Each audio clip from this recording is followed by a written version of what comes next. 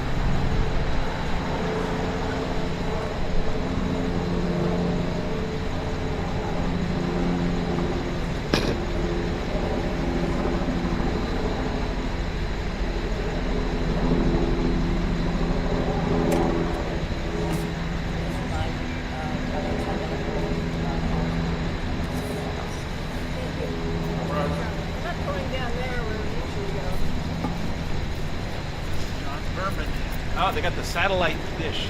Look.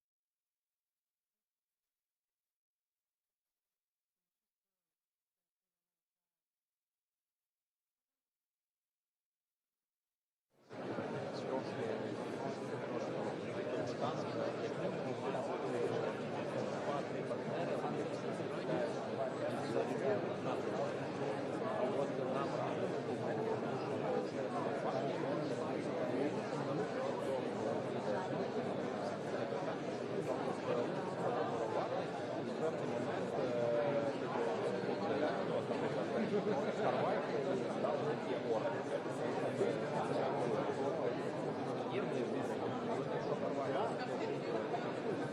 То вона буде або передатися, вона має бути у нас робити і орги, тобто якось освоїти.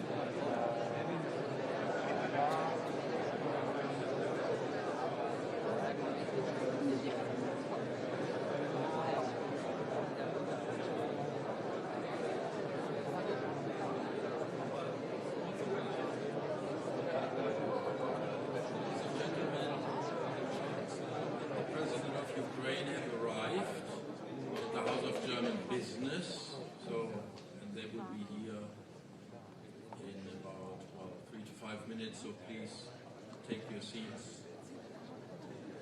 so that we are ready.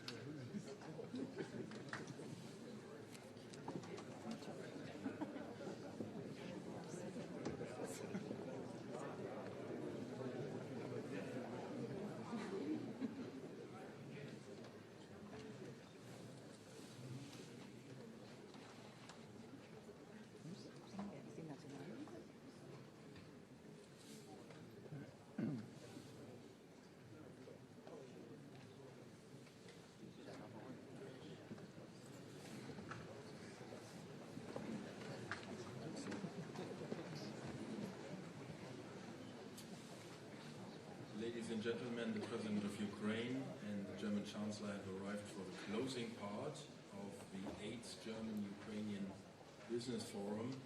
The closing part will consist of 4 speeches, and we start with the CEO of the German Chambers of Industry and Commerce, Helena Melnikov.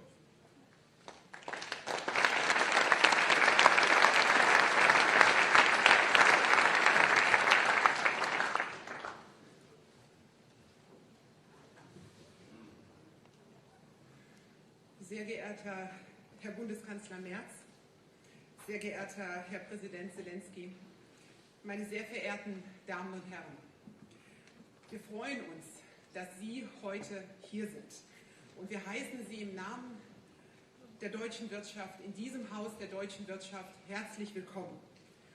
Und wir alle spüren die Bedeutung des heutigen Tages, die Last, die auf ihm liegt, aber auch die Hoffnung, die aus ihm erwächst. Seit 4 Jahren befindet sich die Ukraine in einem Krieg, den sie nicht begonnen hat. Und seit 4 Jahren stehen die europäischen Partner eng an der Seite der Ukraine.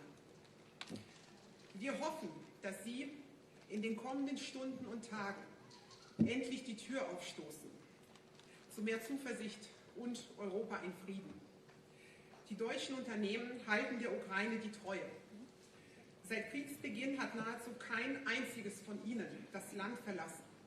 Im Gegenteil, die Unternehmen investieren, erweitern Produktionsstätten und entwickeln Partnerschaften.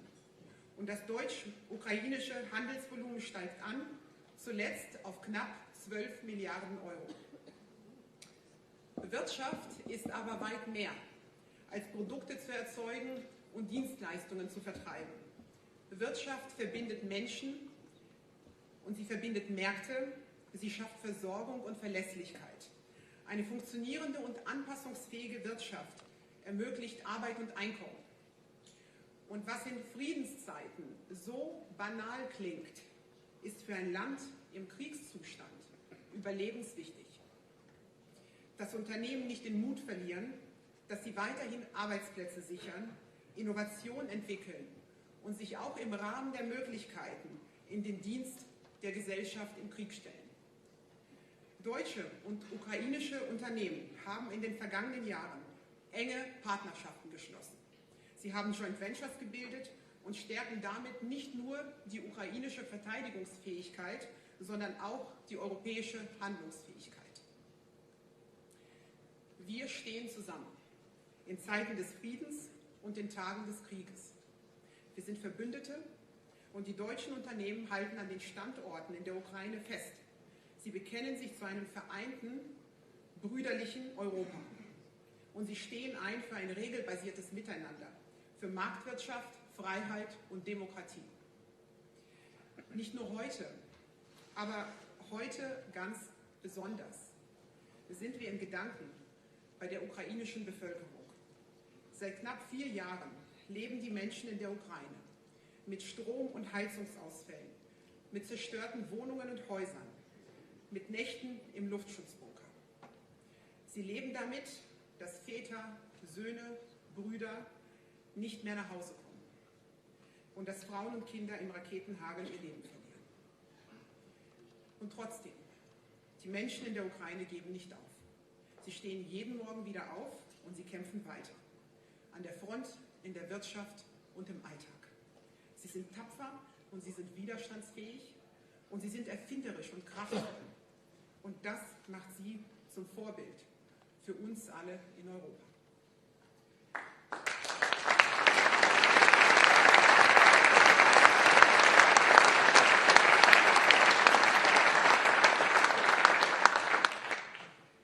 Sehr geehrter Herr Präsident, wenn Sie zurück nach Kiew, nach Kharkiv, nach Odessa oder nach Kupiansk fahren, bitte richten Sie den Menschen aus, dass sie nicht allein sind. Die deutsche Wirtschaft steht an der Seite der Ukraine. Verlässlich, langfristig und mit der großen Hoffnung, dass auf ihre historische Widerstandskraft eine Zukunft in Frieden und Freiheit folgt. Vielen Dank.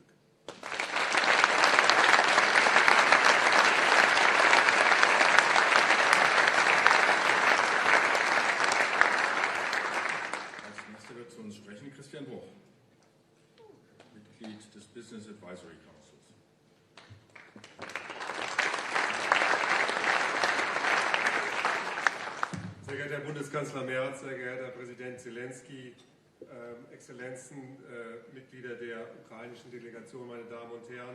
Resilience in Action, Partnership in Progress. Dieses Motto ist heute mehr als ein Leitspruch. Es ist unsere gemeinsame Verpflichtung. Wir sind hier, um zu zeigen, Deutschland und die Ukraine stehen zusammen, nicht nur in Worten, sondern in Taten. Ihr persönliches Kommen, sehr geehrter Herr Präsident, sehr geehrter Herr Bundeskanzler, unterstreicht diese Partnerschaft, dass sie auch verlässlich ist und hält. Mein Dank gilt unseren Partnern hier im Haus der deutschen Wirtschaft, den Unternehmen, Verbänden und Institutionen, die diese Zusammenarbeit möglich machen. Sie alle tragen dazu bei, dass dieses Forum ein starkes Signal sendet. Solidarität, Zukunftsorientierung und gemeinsame Verantwortung. Im 4. Jahr des brutalen Angriffskriegs Russlands schafft die Ukraine Außergewöhnliches. Sie wandelt sich zum Innovationsmotor. Wer heute die Panels verfolgt hat, hat gesehen, die Ukraine ist technologisch auf der Überholspur. Von Robotik und Drohnentechnologie bis hin zu einem dynamischen IT-Ökosystem. Und wir, die deutsche Wirtschaft, begleiten diesen Wandel aktiv mit und können hiervon lernen. Viele Unternehmen haben bereits Großartiges geleistet. Frau Melnikow hat es eben angesprochen. Das Handelsvolumen ist inzwischen auf 12 Milliarden Euro angestiegen. Ich selbst durfte als Gründungssprecher des Internationalen Business Advisory Councils die Ukraine-Donor-Plattform beraten. Und aus dieser Erfahrung kann ich sagen, wenn Wirtschaft und Politik gemeinsam handeln, entsteht ein Momentum. Und dieses Momentum wollen wir weiter verstärken.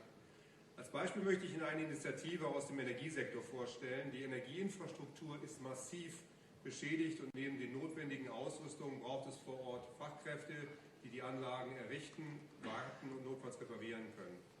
Gemeinsam mit führenden Unternehmen der deutschen Energiewirtschaft, RWE, E.ON, 50 Hertz, Siemens Energy, TenneT und Siemens, starten wir eine Ausbildungsinitiative in der Ukraine, die Energy Training Academy.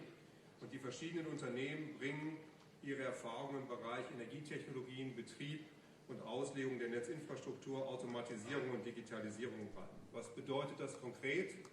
Wir schulen ukrainische Fachkräfte vor Ort, wir stellen praxisorientierte Materialien zur Verfügung, wir vermitteln Wissen für Installation, Inbetriebnahme und Betrieb von Technologien, die die Energieversorgung der Ukraine sicherstellen. Und dabei arbeiten wir eng mit der AHK Kiew und den deutsch-ukrainischen Energiepartnerschaften zusammen und werden in den nächsten Wochen das gemeinsam mit unseren ukrainischen Partnern und Unternehmen weiter auf den Weg bringen. Sehr geehrter Herr Bundeskanzler, damit die Wirtschaft die Ukraine optimal unterstützen kann, brauchen wir auch Ihre weitere Unterstützung. Zunächst einmal von meiner Seite herzlichen Dank für alles, was Sie dafür leisten. Und ich möchte aber mir erlauben, noch mal 3 Punkte beispielhaft zu nennen. Erstens, Investitionsgarantien vollständig absichern wird ein wichtiges Element sein, damit auch in der Ukraine investiert wird. Das ist etwas, was sicherlich nach vorne gehend noch mehr Momentum erzeugen kann. Wir haben 50 Projekte mit deutschen Investitionsgarantien heute schon abgesichert. Die Deckung hierbei auf 100% anzuheben, wie es andere Länder bereits anbieten, wäre eine wichtige Unterstützung. Das zweite Thema ist Reisemöglichkeiten öffnen. Pauschale Reisewarnungen verhindern den Einsatz von Fachkräften und den Aufbau von Projekten. Wir bitten um differenzierte Empfehlungen je Region in der Ukraine. Sie kennen das Thema. Das wird wichtig sein, damit die Unternehmen auch das Vertrauen haben, dass es möglich und sicher ist, in die Ukraine zu reisen und da Geschäfte zu machen. Und drittens, faire Ausschreibung und Reform. Deutschland ist größter europäischer Geber. Wir verlieren als deutsche Firmen immer wieder gegen Anbieter aus China oder der Türkei. Wir müssen schauen, dass wir hier Ausschreibungskriterien und Qualität zusammenbekommen. Ich glaube, hier können wir auch von anderen Ländern lernen und das weiter aufbauen. Die Ukraine hat enormes Potenzial und wir können entscheidend dazu beitragen, eine wirtschaftlich starke Ukraine zu schaffen. Lieber Herr Präsident Zelensky, lieber Herr Bundeskanzler, meine sehr verehrten Damen und Herren, die deutsche Wirtschaft steht an der Seite der Ukraine und dieses Signal wollen wir heute von Berlin aussenden für ein starkes, sicheres und zukunftsfähiges Europa. Das ist Resilience in Action, das ist Partnership and Progress. Slava Ukraini.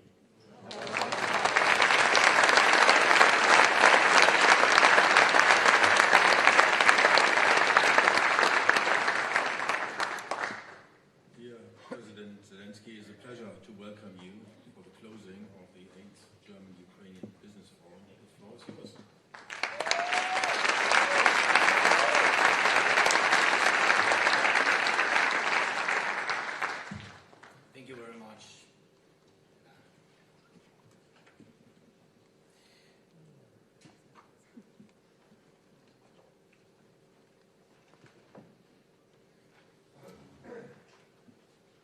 speak Ukrainian language. Friedrich, do you remember Ukrainian? Дуже дякую. Дорогий Фрідріху, передусім пане канцлеру, шановні представники німецьких компаній, шановні представники німецької промисловості, дорогі друзі. Я дякую вам за увагу та підтримку для України. Ми це надзвичайно цінуємо. Німецька підтримка для України в цей час такий складний, вирішальний, в час війни для нашого захисту, для нашого відновлення після російських ударів. Це справді лідерська підтримка в Європі. Це дуже значний обсяг допомоги. Дякуємо вам.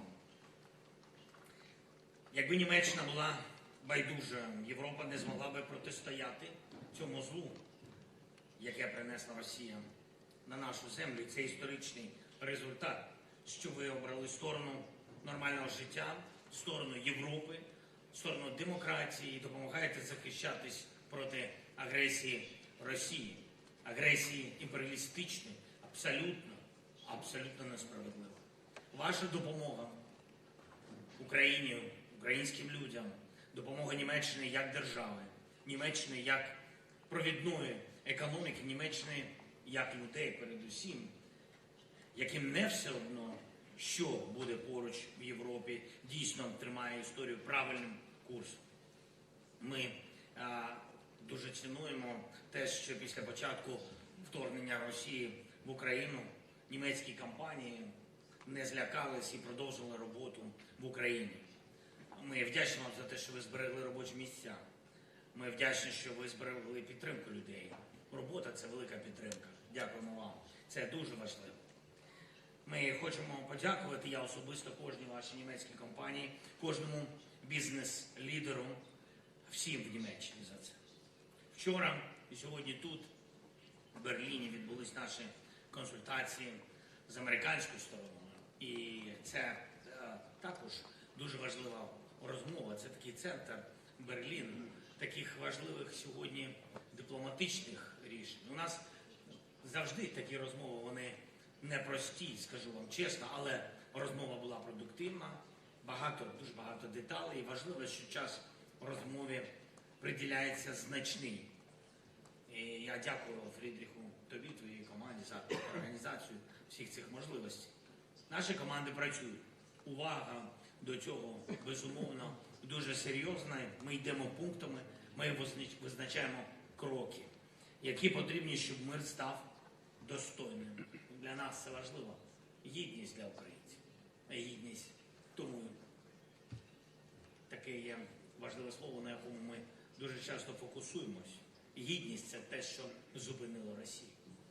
Люди такі в Україні. Ми продовжимо нашу дипломатію, спрямовану на закінчення війни.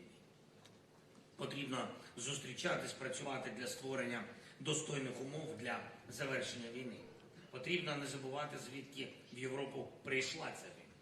Хто її приніс, хто робить абсолютно справедливі речі, щоб захиститись від цієї війни. Європейське єднання дійсно повертає ситуації справедливість. Я впевнений, що Німеччина буде з нами і надалі. І я дуже вдячний канцлеру, особисто Фрідріху. І я вдячний більшості німецької політичної спільноти за те, що на цей рік ми маємо необхідну підтримку, необхідну допомогу. І дуже важливо, що Україна в час такої війни не тільки звертається по допомогу і підтримку, але й пропонує спільні проекти, які сьогодні ви вже обговорювали, спільне виробництво, спільні результати, які можуть посилити і нас, і вас, передусім технологічно. Звісно, найперше це на сьогодні оборонне виробництво. Ми робимо максимум, щоб наші оборонні технології йшли на випередження та давали нашим воїнам результати на полі бою, практичні результати. І саме в Берліні ми готуємо один з перших офісів, який буде займатися експортом зброї, спільними виробничими проектами з вашою країною, з Німеччиною. Саме Німеччина є одним з найбільших наших торговельних партнерів в Європі. І так буде залишатись надалі, я впевнений в цьому, і це одне з ключових завдань уряду України – залучати більше компаній, більше контрактів з Німеччини. Це об'єднує не тільки нашу і німецьку економіки, але й створює основу для ще більшої взаємодії всередині Європейського Союзу, бо так чи інакше залучає сусідів. Українська спільнота в Німеччині є однією з найбільш інтегрованих, і це сотні тисяч людей, які поважають країну, яка їх прихистила. І я хочу вам подякувати за допомогу для наших людей, за підтримку, за дуже сильну, важливу з робочі місця, різну підтримку. Дякуємо за це і дякую за чітку підтримку України у вступі в Європейський Союз. Дорогі друзі, поки йдуть різні дипломатичні процеси, включаючи перемовини, які можуть наблизити закінчення війни, потрібно не забувати, що удари цієї війни, російської агресії, вони тривають щодня. Путін використовує жорстокість ударів як важіль у перемовних процесах. Багато місяців основною мішенью російських ударів, дронів, передусім і ракет, є наша енергетика. Фактично зараз в Україні немає жодної живої електростанції, яка б не постраждала від російських ударів. Але ми боремось, відновлюємо, працюємо, повертаємо людям світло, повертаємо життя. Як можемо. Це складний, дуже складний процес. При такому терористичному тиску, який завдає щоденно Росія, дійсно важко протистояти. Але наші люди, вони це роблять. І ми після кожного удару стараємось відновити все, як можна швидше. Для цього ми потребуємо і подальшої підтримки. І від німецького уряду, і найважливіше – це підтримка для нашої інфраструктури протиповітряної оборони. І це дуже важливо. Я дякую за те, що німецькі компанії нам дуже сильно допомагають, разом йдуть з урядом. Ви знаєте, що дуже важливо в Німеччині, на що ми завжди могли розраховувати, те, що Німеччина, якщо вона про щось говорить, якщо вона обіцяє, все це буде вчасно. Ми це високо цінуємо. Дякую. Наша здатність відновлюватись після ударів, наша здатність виробляти зброю та завдавати ударів у відповідь, наша здатність збивати російські ракети і дрони – це, повірте, наші додаткові важелі в перемовинах, додаткові важелі в дипломатії.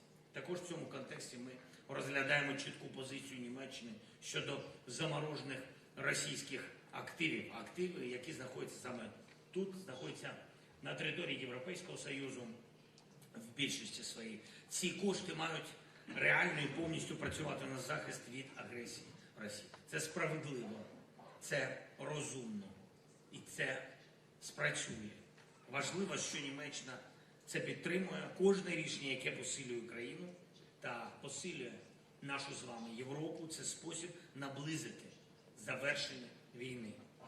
Це спосіб переконати Росію, що їхні цілі недосяжні.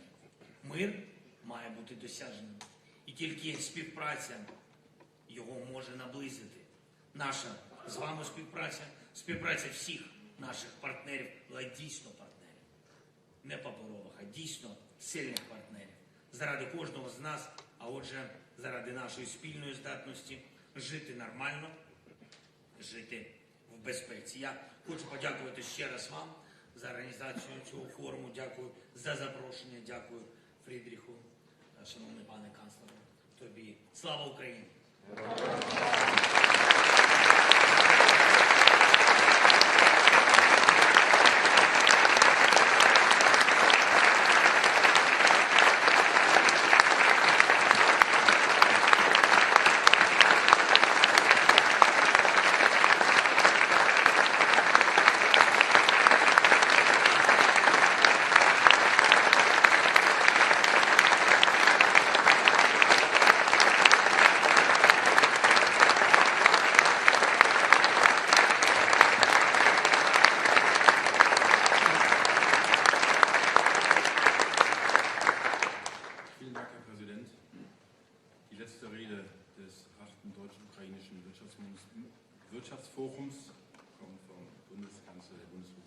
Deutschland, Friedrich Merz. Herr Bundeskanzler, Sie haben das Wort.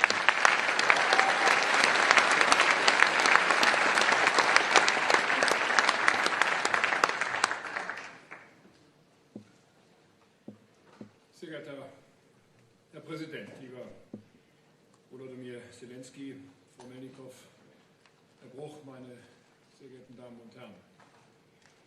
Manchmal wache ich morgens auf und ich denke einen kurzen Augenblick, ist das alles nur ein böser Traum? Und schon in derselben Minute wird mir klar, nein, das ist kein böser Traum. Das ist seit fast 4 Jahren ein täglicher Albtraum, jeden Tag und jede Nacht für dieses Land. Und nicht nur für die Ukraine, sondern für uns alle. Seit fast 4 Jahren ist Krieg zurück in Europa. Sie hätten deshalb für diese 8. deutsch-ukrainische Wirtschaftskonferenz kein besseres Motto wählen können als genau dieses. Resilience in Action. Mit diesem Leitmotiv beschreiben Sie präzise, was die Ukraine selbst seit nunmehr fast 4 Jahren leistet. Und es ist zugleich eine Aufgabenbeschreibung für uns alle, für uns Europäer insgesamt. Wir alle in Europa stehen genau vor dieser Herausforderung, unsere Resilienz, unsere Widerstandsfähigkeit zu stärken. Und wir müssen es immer wieder sagen, an einem solchen Tag wie heute. Wir müssen es benennen, was es ist. Es ist ein verbrecherischer Überfall Putins auf die Ukraine im Februar 2022 bis heute. Und es ist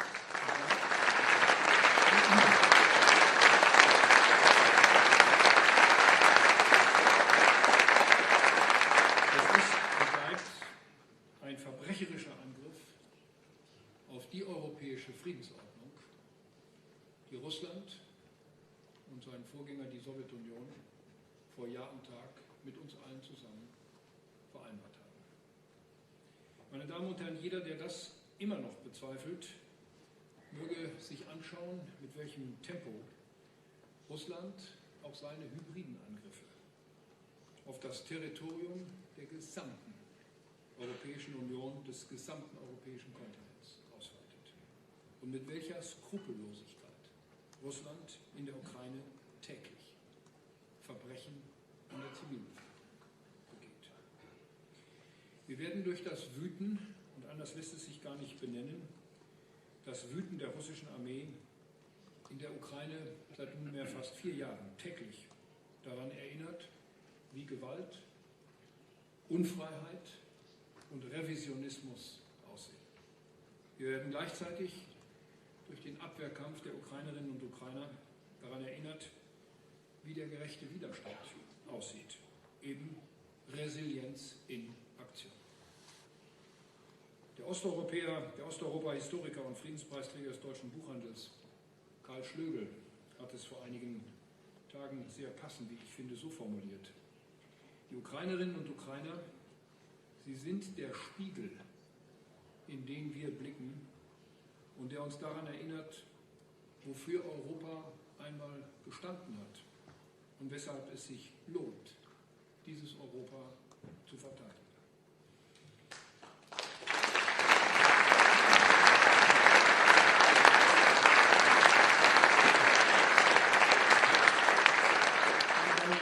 Ich will es aus meiner Sicht ergänzen. Dieses Europa steht für Freiheit und Demokratie, für die Selbstbestimmung freier Völker, für Frieden und Versöhnung und nicht zuletzt für soziale Marktwirtschaft. Wir werden alles das, was wir haben, nur erhalten können. Wir werden einen nachhaltigen Frieden in Europa nur gemeinsam schaffen können mit einer freien und souveränen Ukraine. Einer starken Ukraine, die sich jetzt und in Zukunft auch weiter gegen russische Angriffe schützen kann. Es gebietet die politische und die historische Vernunft, genau das anzuerkennen. Das Schicksal der Ukraine ist das Schicksal von ganz Europa. Und insofern ist es eine zentrale Aufgabe, und so habe ich sie angenommen, die Ukraine eng zu unterstützen in den Verhandlungen, die gerade in diesen Tagen hier in Berlin stattfinden. Wir tun das. Gestern Abend fanden die ersten Gespräche mit Staatspräsident Zelensky und der amerikanischen Delegation statt. Übrigens die ersten Gespräche in dieser Zusammensetzung überhaupt. Für heute Abend habe ich einige europäische Partner eingeladen zu weiteren Beratungen hier nach Berlin. Meine Damen und Herren, ich möchte Ihnen, vor allem Ihnen, Herr Bruch, sehr herzlich danken, dass wir diese deutsch-ukrainische Wirtschaftskonferenz genau zu diesem Anlass genommen haben. Aus diesem Format mehr zu machen als nur eine Wirtschaftskonferenz.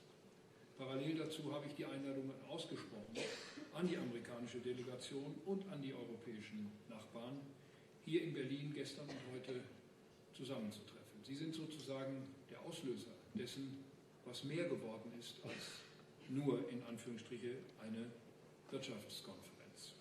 Es bleibt nämlich unsere Aufgabe, der Ukraine eben auch wirklich in ihrem Abwehrkampf beizustehen. Moskau treibt diesen Krieg auf dem Schlachtfeld trotz der laufenden Gespräche weiter. Und das zeigen die brutalen Angriffe Russlands, vor allem gegen die zivile Infrastruktur, die die Ukraine zu Beginn des 4. Winters im Krieg gegenwärtig erleben muss. Wir haben in der Europäischen Union bereits in relativ kurzer Zeit ziemlich viel in Bewegung gesetzt. Ich spreche von unseren erheblichen Bemühungen, aus eigener Kraft heraus im Europäischen Verbund verteidigungsfähig und wieder wehrhaft zu werden. Ich spreche von den präzedenzlosen Sanktionen, die wir in der EU mit unseren Partnern gegen Russland beschlossen haben und die jetzt auch deutlich Wirkung zeigen. Ich spreche von den militärischen, zivilen, humanitären Unterstützungsleistungen der vergangenen 3,5 Jahre und von unseren Anstrengungen, der Ukraine eben auch den Weg in die Europäische Union zu ebnen. Wir werden in all dem nicht nachlassen. Wir werden nachlegen, wie es die Situation verlangt und wie es ein echter Frieden und Freiheit verlangt. Und das heißt im Augenblick, dafür zu sorgen, dass die Ukraine auch über diesen Winter kommt und langfristige Finanzierungsperspektiven für den Wiederaufbau und die Stärkung des Landes zu ermöglichen. Meine Damen und Herren, ob wir es wollen oder nicht, aber Deutschland kommt dabei eine besondere Verantwortung zu und diese Verantwortung nehmen wir auch an. Wir haben die Ukraine seit dem Februar 2022 militärisch unterstützt in einer Größenordnung von rund 40 Milliarden Euro. Wir haben zusätzlich für die zivile Unterstützung in Höhe von 36 Milliarden Euro viel geleistet. Und wir werden 2026 noch einmal über 11 Milliarden Euro für die militärische Unterstützung bereitstellen. Und sofort und jetzt stehen 170 Millionen Euro zur Unterstützung der Energieversorgung der Ukraine zur Verfügung, um die Auswirkungen des russischen Terrors zu lindern. Mit den Mitteln werden wir die umgehend notwendigen erforderlichen Maßnahmen zur Stromversorgung in den einzelnen Gemeinden schaffen. Schulen, Kindergärten, Krankenhäuser erhalten Zugang zu Wärme, Strom und fließendem Wasser. Schulen, Kindergärten, Krankenhäuser, meine Damen und Herren, die allesamt Ziel dieser barbarischen Angriffe sind. Wir wollen gleichzeitig, und damit bin ich bei unserem Treffen heute hier, zum gegenseitigen Nutzen beider Länder die Zusammenarbeit von deutschen und ukrainischen Unternehmen deutlich ausbauen und stellen dafür gerade von Seiten der Bundesregierung mit einem 10-Punkte-Programm die Weichen. So wird die Ukraine hier in Berlin ein Büro als Repräsentanz der ukrainischen Industrie, vor allen Dingen der Verteidigungsindustrie, einrichten. Zudem werden wir im kommenden Jahr mit der Produktion verschiedener in der Ukraine entwickelter Drohnen auch in Deutschland beginnen. Zeitgleich arbeiten wir eng zusammen mit unseren Partnern in Europa und in der G7, um der Ukraine eine solide, mehrjährige Finanzierungsperspektive zu eröffnen. Ein Teil davon kann ein neues IWF-Programm sein. Es darf aber auch andere Finanzierungsmodelle geben. Wir denken darüber hinaus. Ich bin deshalb sehr froh darüber, dass wir in der Europäischen Union nun das russische Staatsvermögen dauerhaft immobilisiert haben, wie wir so schön sagen, bis es zu einem Frieden mit der Ukraine kommt. Wir wollen dieses Geld nutzbar machen, um die Ukraine militärisch für mindestens die kommenden 2 Jahre zu unterstützen, wenn dies denn notwendig sein sollte. Um es hier sehr klar und sehr deutlich zu sagen, wir tun das nicht, um den Krieg zu verlängern. Im Gegenteil, wir tun das, um diesen Krieg so schnell wie möglich zu beenden, meine Damen und Herren. Denn dies sendet an Moskau das klare Signal, dass eine Fortsetzung dieses Krieges für Moskau sinnlos ist. Wir zeigen damit Stärke und nur mit Stärke werden wir es schaffen, diesen sinnlosen Krieg, meine Damen und Herren, zu beenden.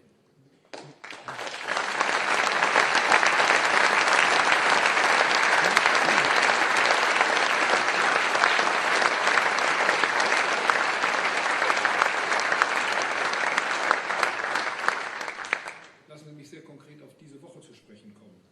Ich habe an verschiedenen Stellen darauf hingewirkt, dass wir am Europäischen Rat am kommenden Donnerstag, notfalls Freitag, zu einer politischen Einigung kommen. Ich halte dies geradezu für eine Schlüsselfrage unserer Handlungsfähigkeit in der Europäischen Union und wir müssen sie jetzt lösen. Wir müssen sie so lösen, dass alle daran teilnehmen, dass alle europäischen Staaten auch dasselbe Risiko tragen. Aber meine Damen und Herren, täuschen wir uns bitte nicht. Wenn uns das nicht gelingt, dann wird die Handlungsfähigkeit dieser Europäischen Union über Jahre, wenn nicht über längere Zeit als nur kurz, massiv beschädigt sein. Und wir werden damit der Welt zeigen, dass wir in einer so entscheidenden Stunde unserer Geschichte nicht in der Lage sind, zusammenzustehen und zu handeln, um unsere eigene politische Ordnung auf diesem europäischen Kontinent gemeinsam zu verteidigen. Deshalb ist diese Woche so wichtig für uns alle. Ich will aber gleichzeitig dies mit einem sehr herzlichen Dank verbinden, denn es ist gleichzeitig klar, dass wir neben den öffentlichen Mitteln in erheblichem Umfang privates Kapital brauchen für die nachhaltige Stärkung und für den Wiederaufbau der Ukraine. Und es sind ja auch bereits sehr viele Unternehmen in der Ukraine aktiv und zahlreiche Unternehmen an der Zusammenarbeit interessiert. Und das ist ökonomisch nicht überraschend. Wir haben die Zahlen eben gerade schon einmal gehört. Selbst im Krieg geht die Außenwirtschaftsleistung dieses Landes nach oben. Es bestehen also viele Kooperationsmöglichkeiten und Potenziale für den privatwirtschaftlichen Sektor und es bestehen unverändert große Wachstumspotenziale, vor allem in den Bereichen der Technologie, der Landwirtschaft, der Verteidigung. Und es sind auch große Rohstoffpotenziale da und deutsche Unternehmen und Einrichtungen stehen bereit, die Ukraine bei der Erschließung zu unterstützen. Wir wollen als Bundesregierung dafür sorgen, dass dieses große Potenzial privatwirtschaftlichen Engagements noch besser ausgeschöpft werden kann, dass die Rahmenbedingungen für die Zusammenarbeit zwischen deutschen und ukrainischen Unternehmen noch besser werden, trotz der schwierigsten Umstände. Ich freue mich deshalb sehr, dass die Bundeswirtschaftsministerin vor wenigen Stunden hier ein neues Finanzierungsinstrument namens Ukraine Connect vorgestellt hat, das den Wiederaufbau der Ukraine mit privaten Mitteln unterstützen wird. Und es freut mich sehr, dass viele Unternehmensvertreter heute, meine Damen und Herren, hier in Berlin zusammen sind, dass sie Präsenz zeigen, dass sie in die Ukraine reisen, dass sie geschäftliche Kontakte pflegen, dass sie Investitionen und Kooperationen angehen. Meine Damen und Herren, wir können das gar nicht hoch genug einschätzen, dass Sie das trotz dieser Umstände in der Ukraine tun. Und Herr Bruch, ich möchte Ihnen stellvertretend für viele andere sehr herzlich dafür danken, dass Sie dies tun, dass deutsche Unternehmen präsent sind, dass sie Präsenz zeigen und dass sie trotz der widrigen Umstände auch daran festhalten, in der Ukraine wirtschaftlich tätig zu sein, zu unserem Nutzen, aber ganz sicher auch zum großen Nutzen der Ukraine. Herzlichen Dank dafür.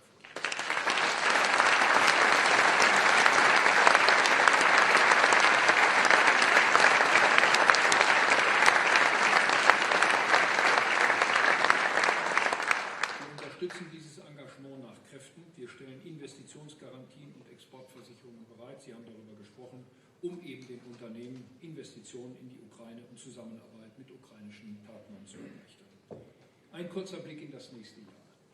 Wir wollen im Jahr 2026 gemeinsam mit europäischen Partnern den European Flagship Fund for the Reconstruction of Ukraine auf den Weg bringen, um mit Beiträgen privater Investoren über 500 Millionen Euro für den Wiederaufbau der Ukraine zu mobilisieren.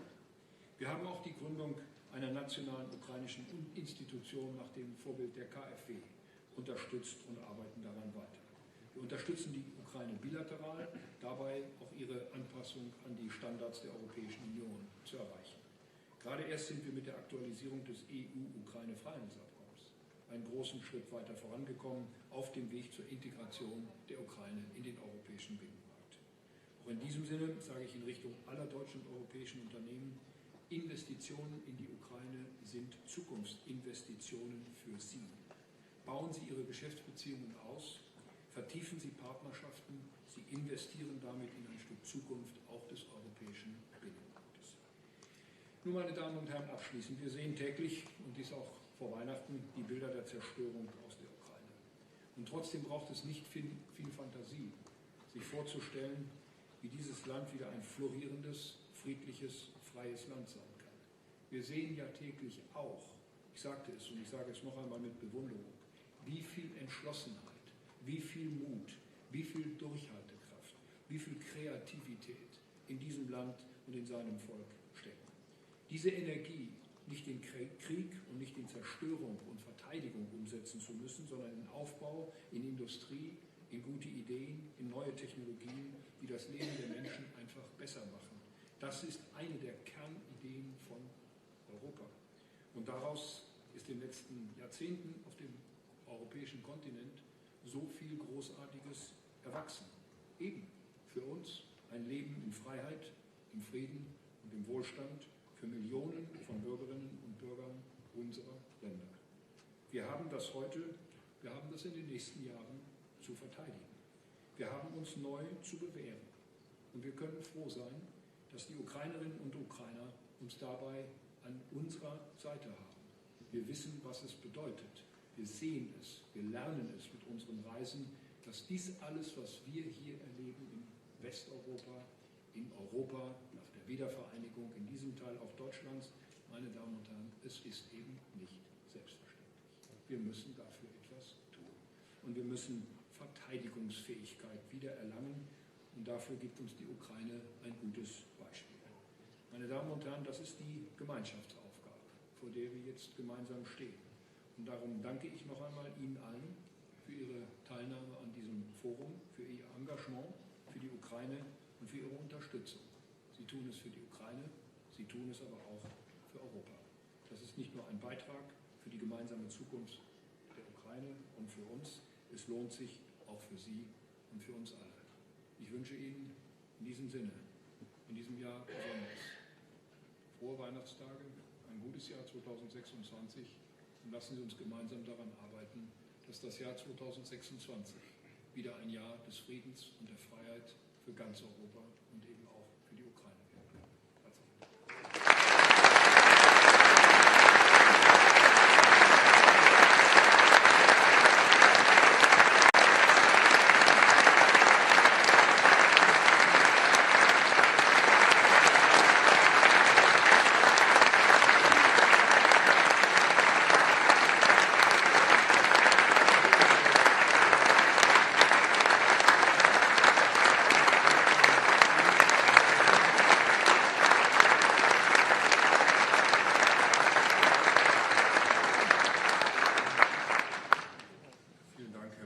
Dank. Vielen Dank, Herr Präsident, für klare und ernste Worte zum Abschluss des 8. Deutsch-Ukrainischen Wirtschaftsforums.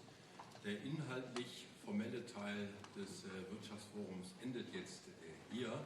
Ich glaube, Sie müssen auch weiter, Herr Bundeskanzler und Herr Präsident. Beide müssen Sie weiter. Da warten dann noch einige Gespräche heute Abend, die uns alle hoffentlich weiterbringen werden.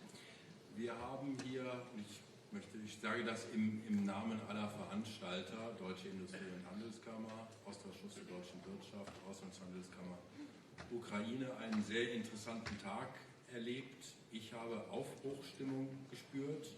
Es ist eine ganze Menge los in den deutsch-ukrainischen Beziehungen, massenhaft Projekte, sehr viel unterwegs im Bereich Verteidigung, was natürlich auch am Ende unser aller Sicherheit stärken wird.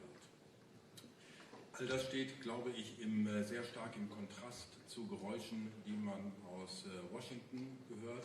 Ich meine Aufbruchsstimmung. Und ich glaube, dass wir auf einem guten Weg sind. sind mit den deutsch-ukrainischen Wirtschaftsbeziehungen. Und ich würde mich freuen, wenn wir zum 9. deutsch-ukrainischen Wirtschaftsforum im nächsten Jahr uns in Kiew wieder treffen können. Vielen Dank.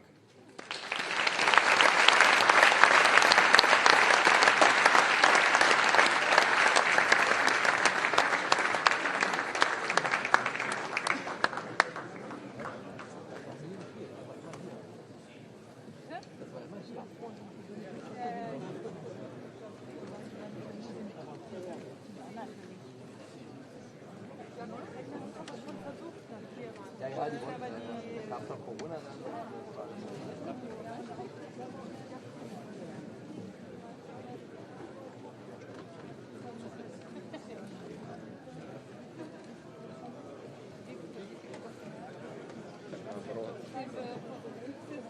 Sehr geehrte Damen und Herren, der inhaltlich formelle Teil des Wirtschaftsforums endet hier. Es geht aber noch ein bisschen weiter. Das war einfach nur Wir abgeben, ne? haben hier an diesem Ort im Franz von Mendelssohn Saal gleich eine musikalische Darbietung von den Cultural Forces of Ukraine. Ja, Dankeschön. Ich kann es Ihnen nur wärmstens empfehlen. Es ist eine tolle Truppe. Das ist eine Einheit des ukrainischen Militärs, die immer wieder in Frontgebiete fährt, um diese Soldaten auf ihre Kultur kommen zu lassen. Und wir haben 3 ukrainische Musikerinnen und Musiker hier, die, ich denke, so in 10 Minuten anfangen werden mit einem Konzert. Sie können jetzt gerne kurz rausgehen und ich darf allen empfehlen, sich dann bald wieder hier einzufinden für diese musikalische Darbietung.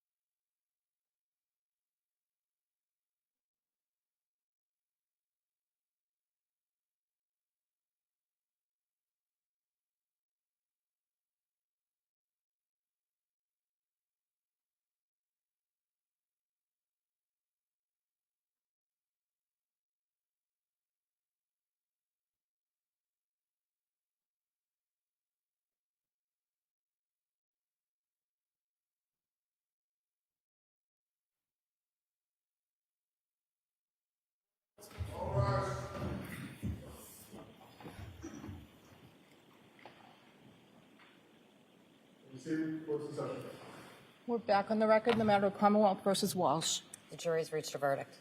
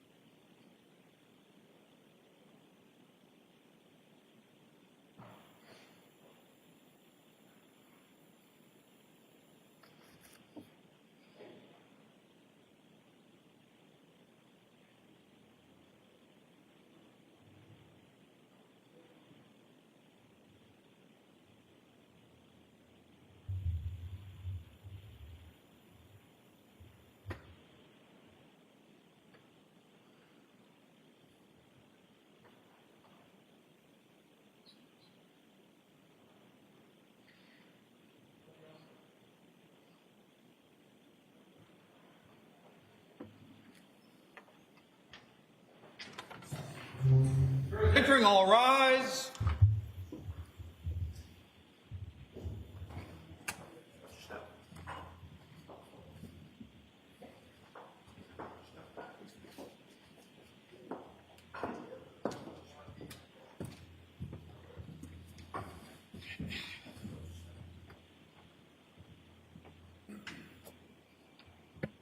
Will the deliberating jurors and the defendant please remain standing? Everyone else in the courtroom may be seated. Your Honor, may I inquire? You may. Mr. Foreperson, in the matter of the Commonwealth versus Brian Walsh, have the deliberating jurors reached a unanimous verdict? We have. Thank you, sir. If you could hand that to the court officer, please.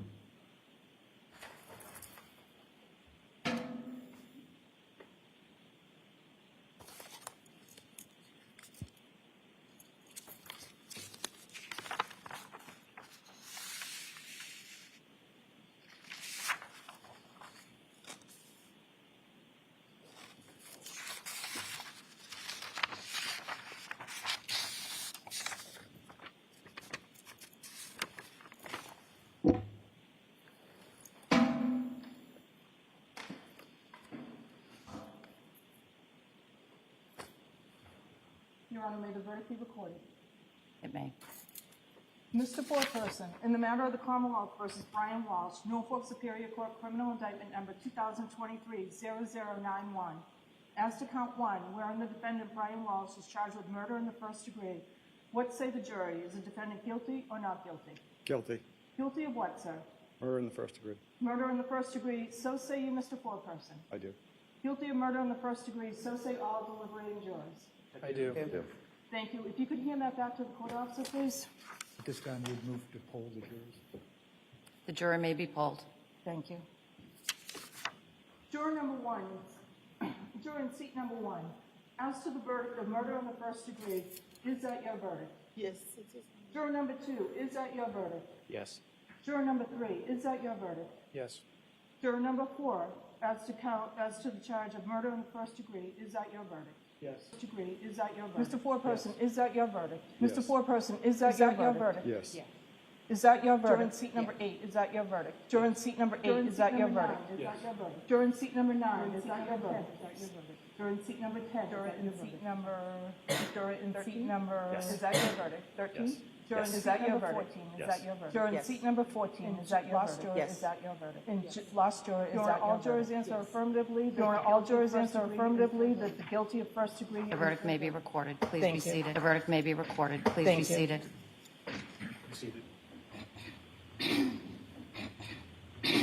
So jurors, I want to thank you for your service. On this case. I know that it went a little bit more quickly than we were expecting, but substantial. Your service has been substantial, and I appreciate all you did. And I appreciate all you did. Those rules that I placed on you, and for your conscientious service as jurors. I will be back to in a moment. Meet with you privately in a moment. Should feel a weight lifting off. Lifting off. I'm releasing of you those requirements. Talk to anyone about this case. Anyone about this case. Or no one at all. You can do whatever research you wish to do about the case, or none at all. You go back on social media if you want. News media. I'm supposed to release you from that. Burden of being open-minded. Always go through your lives. I hope you always go through your lives and minds. Open hearts and open minds. People, new experiences. I'll be back in just a minute to thank you very much in private. Jurors exiting, all rise. Jurors exiting, all rise. Jurors, follow me, please.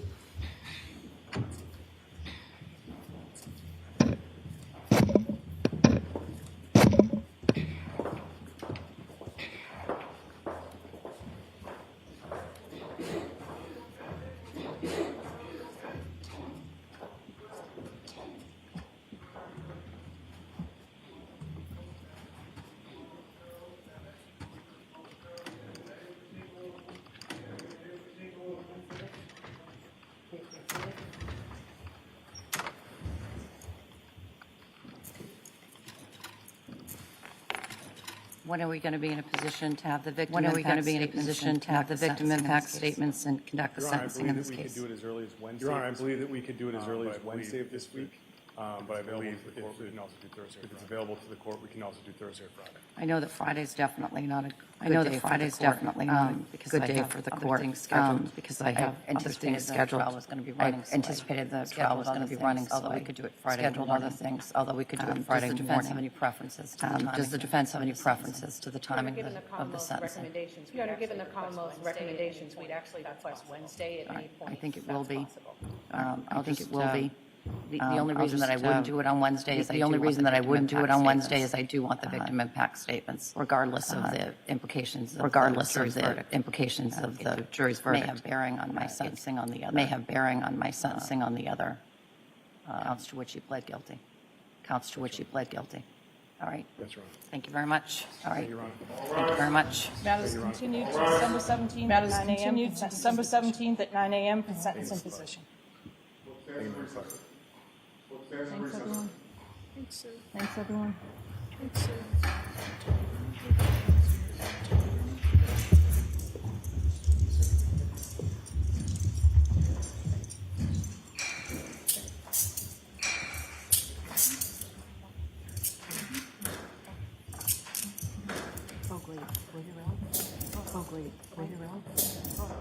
Thank you.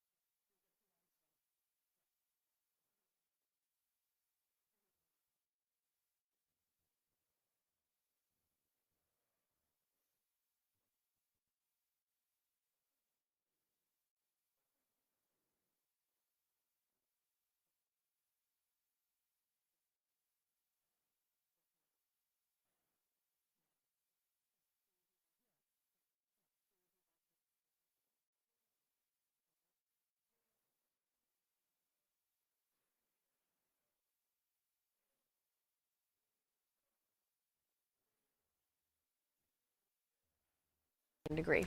Yes, second degree essentially does not have the element of malice aforethought, which is the premeditation piece. Usually a second degree is not the only charge. It's almost always on a verdict slip in Massachusetts with a first-degree murder charge. Usually if a jury comes back with a second, a lot of times it's a split the baby type of verdict, so it's a compromise. That's more often if there's a first degree and a manslaughter on the verdict slip, and there's some that think it's a manslaughter, some that think it's a first degree, and they settle on a second. So that's a lot of times when they come to what's called a compromise verdict. I think here it was going to be pretty clear either they thought that they killed her or they didn't, and if they did, it was going to be a first, which it is, that we now know. The polling of the jury is very common in any criminal jury trial in Massachusetts, particularly in a first degree. The defense asked for it. I'm sure the judge would have done it. And essentially what that means is they just want to make sure that there was no intimidating or sort of pressuring going on in the jury room. So essentially that all 12 of them agreed, and it wasn't one that wasn't sure. That's their opportunity to say, well, actually I wasn't sure, but everyone sort of pushed me to do that. They all answered that they were sure, and that was their decision. So let's talk about defense strategy here, because this trial really got off to a surprise start. They admitted to the two lesser charges, that he dismembered his wife and disposed of her body. Now that, obviously that wasn't a successful defense, what do you make of the strategy?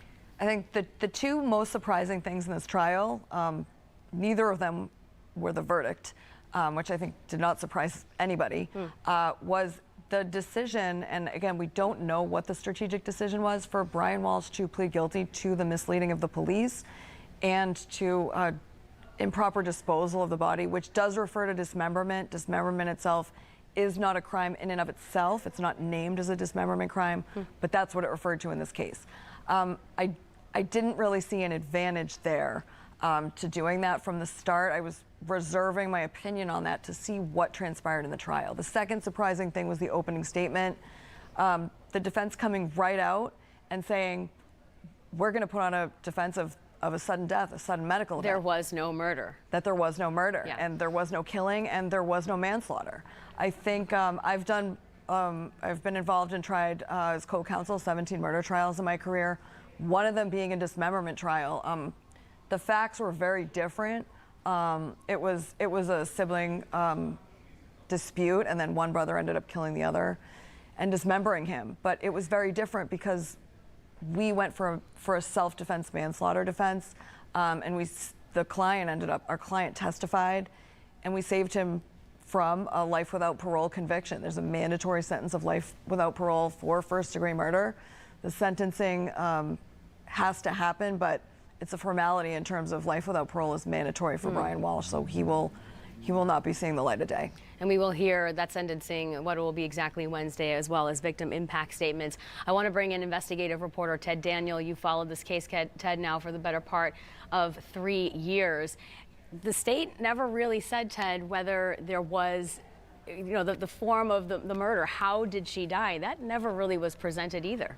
No, and not having a body is certainly an impediment, but they were able to overcome that. And I just think, as I sit here and process this verdict, it's certainly not a big surprise. It just seemed like a bridge too far to believe that Brian Walshe found his wife dead and then decided over the next couple of days to search about dismembering a body, getting rid of a body, going to the hardware stores where he's seen on multiple surveillance cameras and buying cleaning supplies, the bloody broken knife that was found in the basement. I mean, the evidence just seemed overwhelming here, and it was certainly a stretch to think that the jury was going to believe that, this is how you act when you're panicked, Carrie, that this is, any way rational.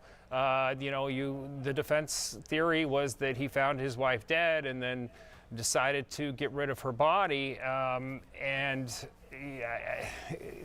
I can just think about the jury in that room saying, hey, is this really plausible? No way. And that's the verdict that we got this afternoon. And even without having, that cause of death, like you said, Ted, there's just not a lot there for the jury to do with the reaction. You know, we all have people that we love. If there was a natural cause to her death, you would just perform an autopsy, you would think, and want to find out what happened. I want to bring in Bob Ward. He was inside the courtroom when the verdict was read, when the jurors were polled. Bob, do we have you now? Yes, I'm with you, Carrie. How are you? Yeah, we're here at the courthouse in Dedham Superior Court. You might be able to see behind me the assembled media waiting to see if people are going to be coming out to speak to us. I did see the District Attorney Michael Morrissey in the courtroom. I saw Brian Walshe's mother. But the actual moment when the verdict came in, we weren't sure if this was going to be a jury question or what it was going to be, and we didn't find out until the judge, I believe it was, just said that there is a verdict in this case, and everything suddenly changed. So, you know, they deliberated for just under 6 hours between Friday and then today, and the suspense was, are they going to find him guilty, number one, and are they going to find him guilty of first degree or second degree? But as you see, it took them less than 6 hours to convict Brian Walshe on first degree murder for the death of his wife, Anna Walshe. Our viewers that are just tuning in, within the last 10 minutes, we just got a verdict in the Brian Walshe murder trial, guilty of first-degree murder. Bob, oftentimes when that verdict is read aloud in a courtroom, there's some sort of audible sigh, emotion, reaction. I did not hear a lot in that room. It was very quiet. No. And you know, Carrie, that's been, for me, a hallmark of this case, that there has been very little emotion in this trial. There were some tears, obviously, with some of the last prosecution witnesses, but overall, there's not been a lot of emotion in this courtroom. Brian Walshe, when he walked in, when he was led in by the court officers, seemed to be his usual self. He carries himself in the courtroom as if he doesn't have a care in the world. He walked by his mother, nodded at his mother, sat down, and you know, they took the handcuffs off of him. But then after the verdict was read and he left, he looked scared to me. He looked very, very concerned. So things have definitely changed for Brian Walshe. This first-degree murder conviction carries with it a mandatory life, no parole sentence. He will be sentenced on Wednesday morning. Not only in this case, but don't forget, he also pleaded guilty to 2 other charges in this case of misleading police investigation and disposal of the body. He pleaded guilty to those 2 things. The jury was not supposed to know about those pleadings. He will be sentenced on all 3 of those counts on Wednesday. And I do want to pause for a moment and just remember the victim, Anna Walshe, so she is not lost in all of this. This was a young, beautiful woman, a mother of young children at the time of her death. And we heard from people who knew and loved her, Bob, during this trial. Yes, we did, and I thought the most impactful witness for Anna Walshe was her friend Alyssa Kirby, who was the last of the government's witnesses to testify. She was a young woman. She's a young woman who had dinner with Anna Walshe just before Anna came back here to Massachusetts, before Anna was murdered. And during that conversation, Alyssa Kirby had testified that Anna complained about her marriage, how things were falling apart, and she felt very bad for her. Alyssa broke down on the stand, and she was here also on Friday when the jury got the case, and she was emotional here as well.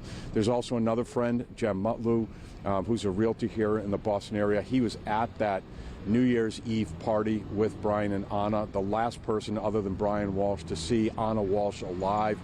He also got choked up on the stand as well.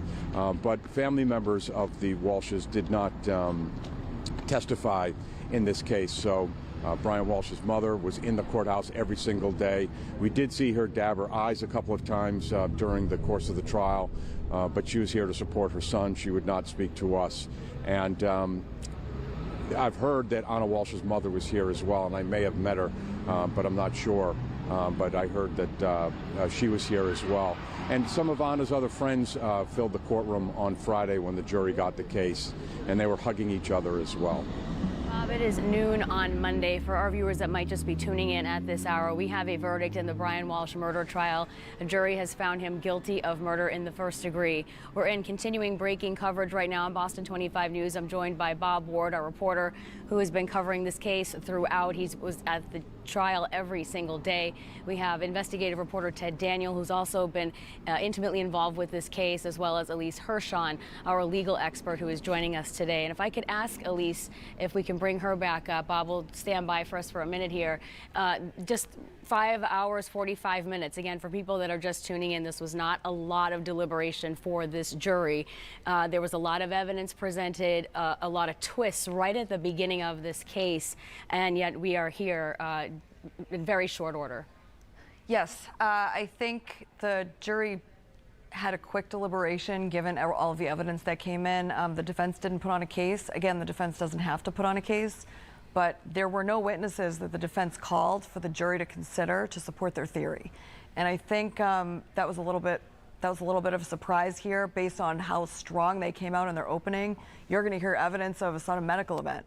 It was unlikely Brian Walshe was going to testify. It was a question at one point, but in terms of calling a medical doctor, calling someone that could have brought any evidence to light, the cross-examination of the medical examiner did provide some support to that, but that was a week and a half ago. The jury has heard a lot of evidence since then and a lot of videos and graphics, and those are really powerful and stick with a jury. And you were surprised that Brian Walshe himself did not take the stand. I think at the beginning of this, it was almost assumed he would. I think it was after the opening statement, the defense put themselves in a position where it set the expectation that he may take the stand. And all of the murder trials that I've done, that I've worked on, 17 of them, the majority of them, the client does not take the stand, usually unless it's a self-defense case. So if it were a self-defense case or a manslaughter case where maybe they would have conceded he killed her, but he didn't mean to, it was a fit of rage, it was a jealous rage. After finding out about the affair, I think him taking the stand maybe could have hedged him away from first-degree murder. But they came out saying, we're going to present, you're going to hear that this is a sudden medical event. Well, the only witness to that was Brian Walshe. So I think that gave the impression that it was a possibility he was going to take the stand in an otherwise unlikely scenario where anyone would take the stand in a first-degree murder trial. And Bob Ward, since you were there day in and day out, I know we talked about this case over the last couple of weeks, and you were stunned at some of the things that came out, the twists and turns that this case took right from the get-go.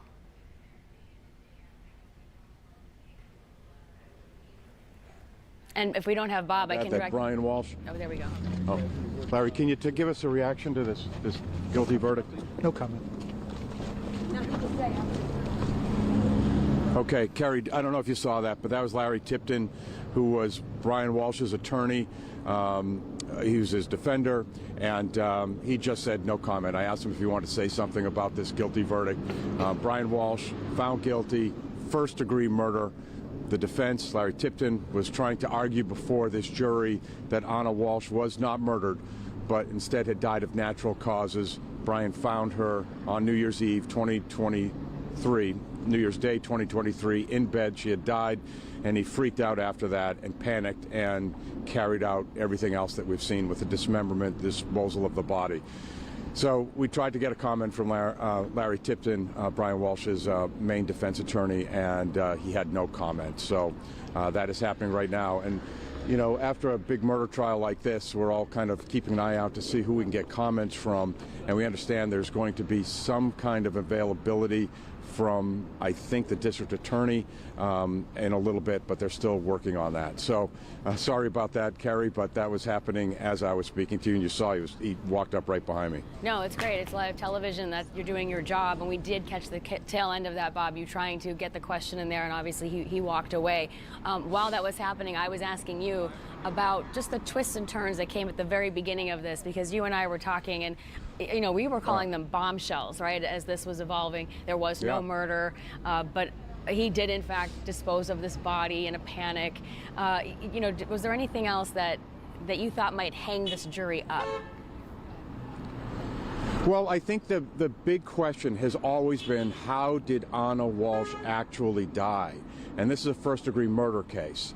And there are two ways to look at this. One way is to say that if you're going to convict someone and have them go to prison for the rest of their lives, you're going to want answers to that question. You're going to want to know, was she shot, was she poisoned, was she strangled, whatever it was.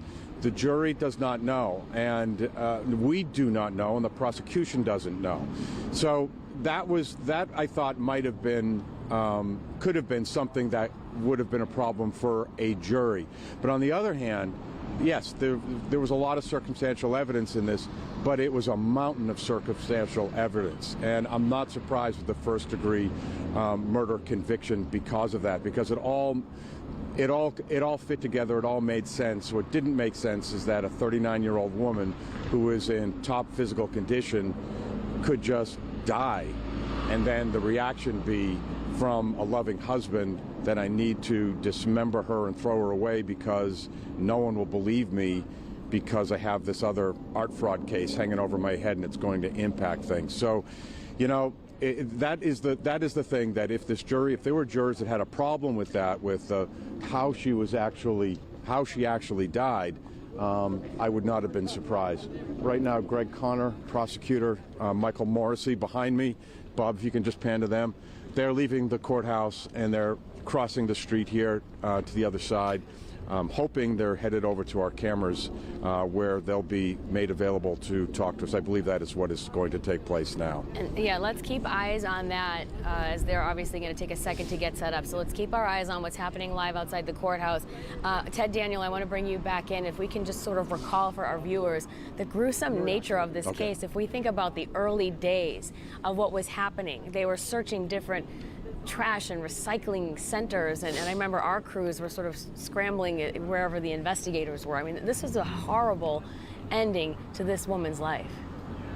That they ended up deciding or believing that unfortunately most of Anna Walsh's body may have ended up in an incinerator down near the Cape. That, you know, they were multiple trash receptacles and dumpsters where they believe, as gruesome as this sounds, that pieces of the body were ended up at this incinerator. And that, we're going to go right to the press conference now with DA Morris.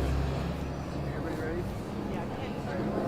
I'm Michael Morrissey, the Norfolk District Attorney, and with me today, standing behind me, are some of the most important people you've got your witness over the last few weeks, a couple of years. Members of the Cohasset State Police as well as on our trial today. Did an outstanding job. I'd be remiss if I didn't thank the jury. This is a very difficult case from the beginning.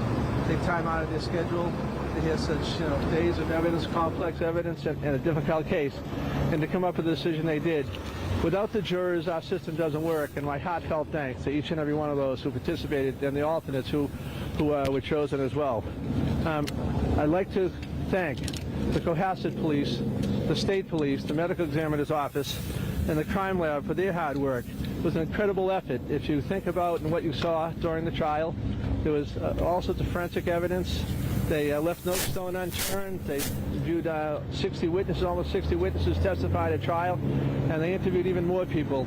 So while you saw a good part of what we had, it was only a small fraction of the time and effort that they put in to get that evidence. And they went to dumpsters, landfills. Okay, you've been listening live to District Attorney Michael Morrissey. As soon as we can get this audio back, we will bring it back to you. In this case, and that effort should not be forgotten, and how hard it was. But without those tools and the evidence that they provided us, that the trial team, which I had was confident, very confident, professional people, long-term prosecutors in the office, I had great tools to work with, but they also great people in their own right, and they put on a very, very great case in a difficult setting. Now, we've seen other cases where we've not had a body, but this is the first one I can remember we've had a first-degree conviction, and I just want to thank them profusely. I know that a number of them passed up vacations, work holidays, and they know what's expected of them. We took the job to speak for victims, and they did one heck of a job speaking for Anna's family. And I just wanted to also to say we did hear from Anna's sister, and her comment was, justice has been served, and we agree wholeheartedly with her comments as well.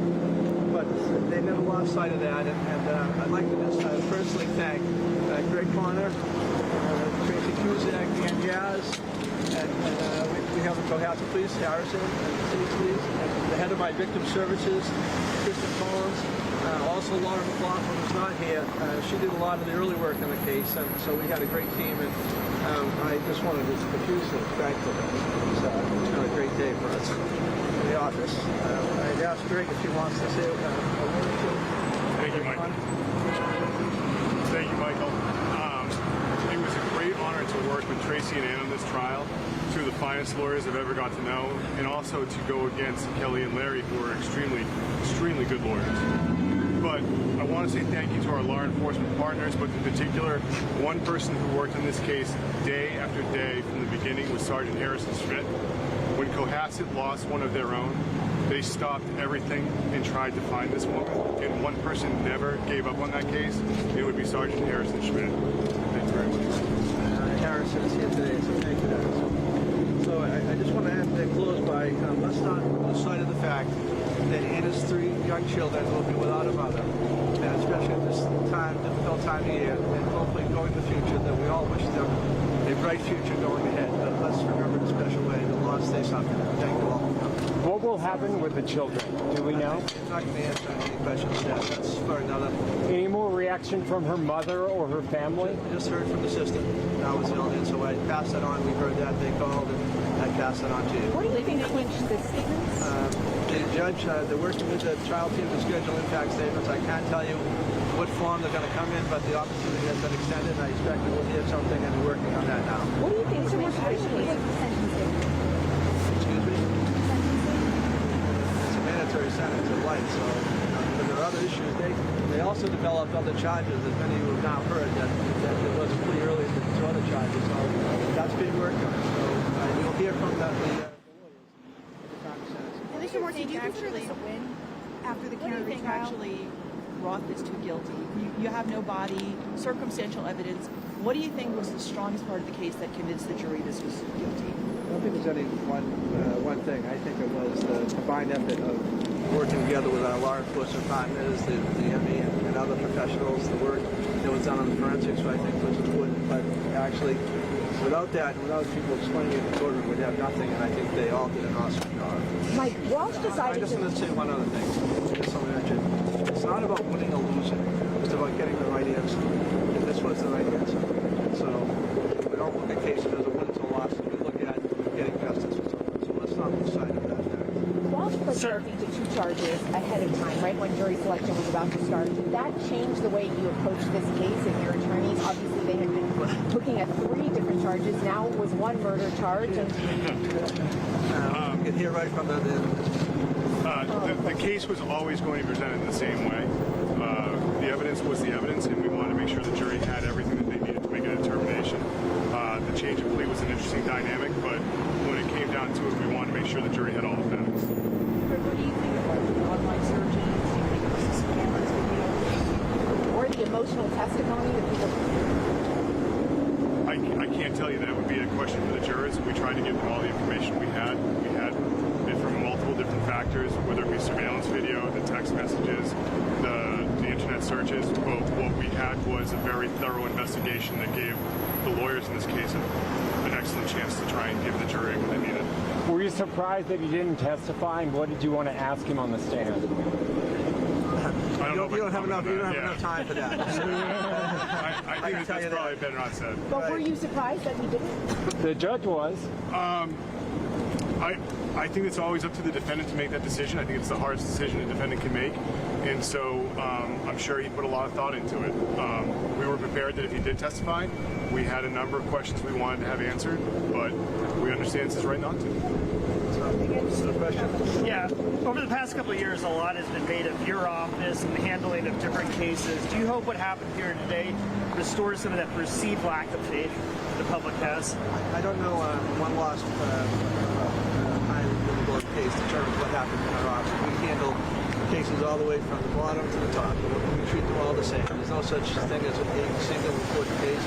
This was a critical case, and you saw on display some of the smartest people and some of the toughest workers and investigators who have always been with us. So I think that sometimes you don't like what a jury has to say, but that's our system of justice. You present the case to a jury, and you have to abide by, at least I do, I think, the constitutional law. So I would just say today, I clearly am much happier with the outcome today, and I'm very happy with the work that was done by the professionals who work both in law enforcement and the district attorney's office. I really couldn't be happier. So. A lot has been made of you personally, obviously, over the last couple of years. We haven't really had a chance to hear from you. How have you been doing, and what does this say today? Well, the good or bad news is, having been in our office for a number of years in politics, unlike my time on Beacon Hill, I get to speak out. But many of you know that now as a district attorney, that if I speak out, that I interfere with an individual's right to a fair trial, then that obviously weighs heavily on me. So I am now free to speak today on this trial with some limitations. So not hearing from me, obviously, that I don't want to tip the jury, tip the scales, and let those cases go forward without putting a thumb on the scales of justice. And I took the job to speak to victims, and we focus on victims, and that's what I'm going to continue to do through my tenure. So I just want to thank you all. I know this is a long period of time. You have to come to the courthouse, and you have some calls to make and try to reach out to some other family members and some other people. But thank you all, and hopefully it brings to a conclusion a very sad chapter in the history of Brian's family.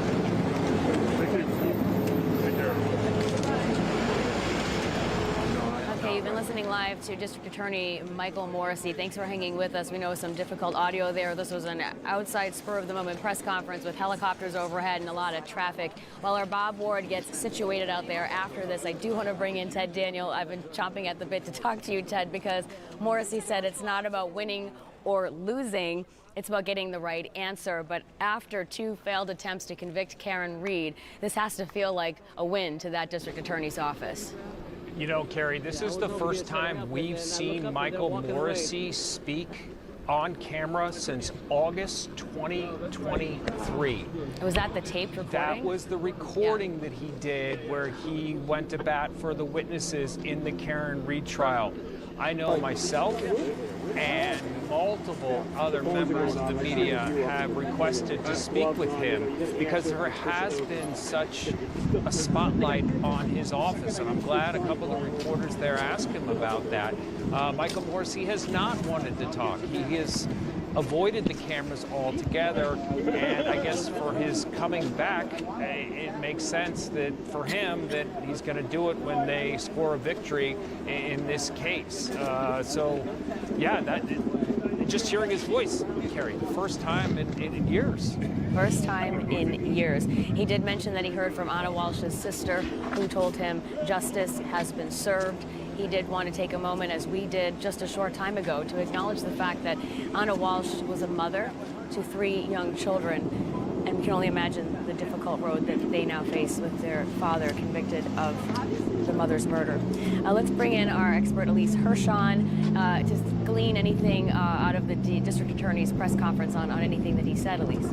I think what's interesting is obviously they're referring to the shadow over that office with Michael Proctor. He was one of the big issues in the Karen Reed case.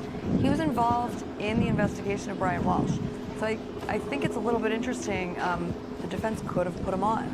He was appearing to be more ancillary to the Brian Walshe case, not the main investigator. But you'd think if he was such a big part of Karen Reed and, disgraced and fired from the police station, he was involved in Brian Walshe, why not bring him on the stand, cast some doubt, just create some reasonable doubt here that maybe he did something to mess up this investigation. So interesting that they didn't do that. Again, the defense doesn't have to put on a defense, but I think there were opportunities here for one reason or another that they didn't capitalize on, and that was one of them. And I'd ask my producer to let me know when we can go back to Bob Ward. But Ted, were you surprised that we did not hear about Michael Proctor during the Brian Walshe trial? Yeah, during the pretrial, all the pretrial hearings that led up to Brian Walsh's trial, they put a lot of eggs in the Michael Proctor basket. There was this concerted effort to get more of his text messages and communications about this trial. But I think it's interesting that, yeah, Proctor's name did come up, but you didn't see anything like you saw in the Karen Reed case. where there was anything, you know, super inflammatory from Proctor and his impact on what he did in the Brian Walshe case. And I think one of the reasons why you didn't see Proctor on the stand is because from what we know, at least from what's come out, it doesn't appear that they had much nefarious for Proctor on this case, Carrie. So let's go back out to our Bob Ward, who's live outside the Norfolk County Courthouse, where he was there hearing from District Attorney Michael Morrissey and his ADAs. And Bob, as Ted just pointed out, this was the first time we've heard from Morrissey since August of 2023 when he released a video message. Actually, Carrie, that's not accurate. Michael Morrissey, the DA, was here after the conviction in the Chesna case. He came out, and I was here, and he spoke to us right in the front steps out here.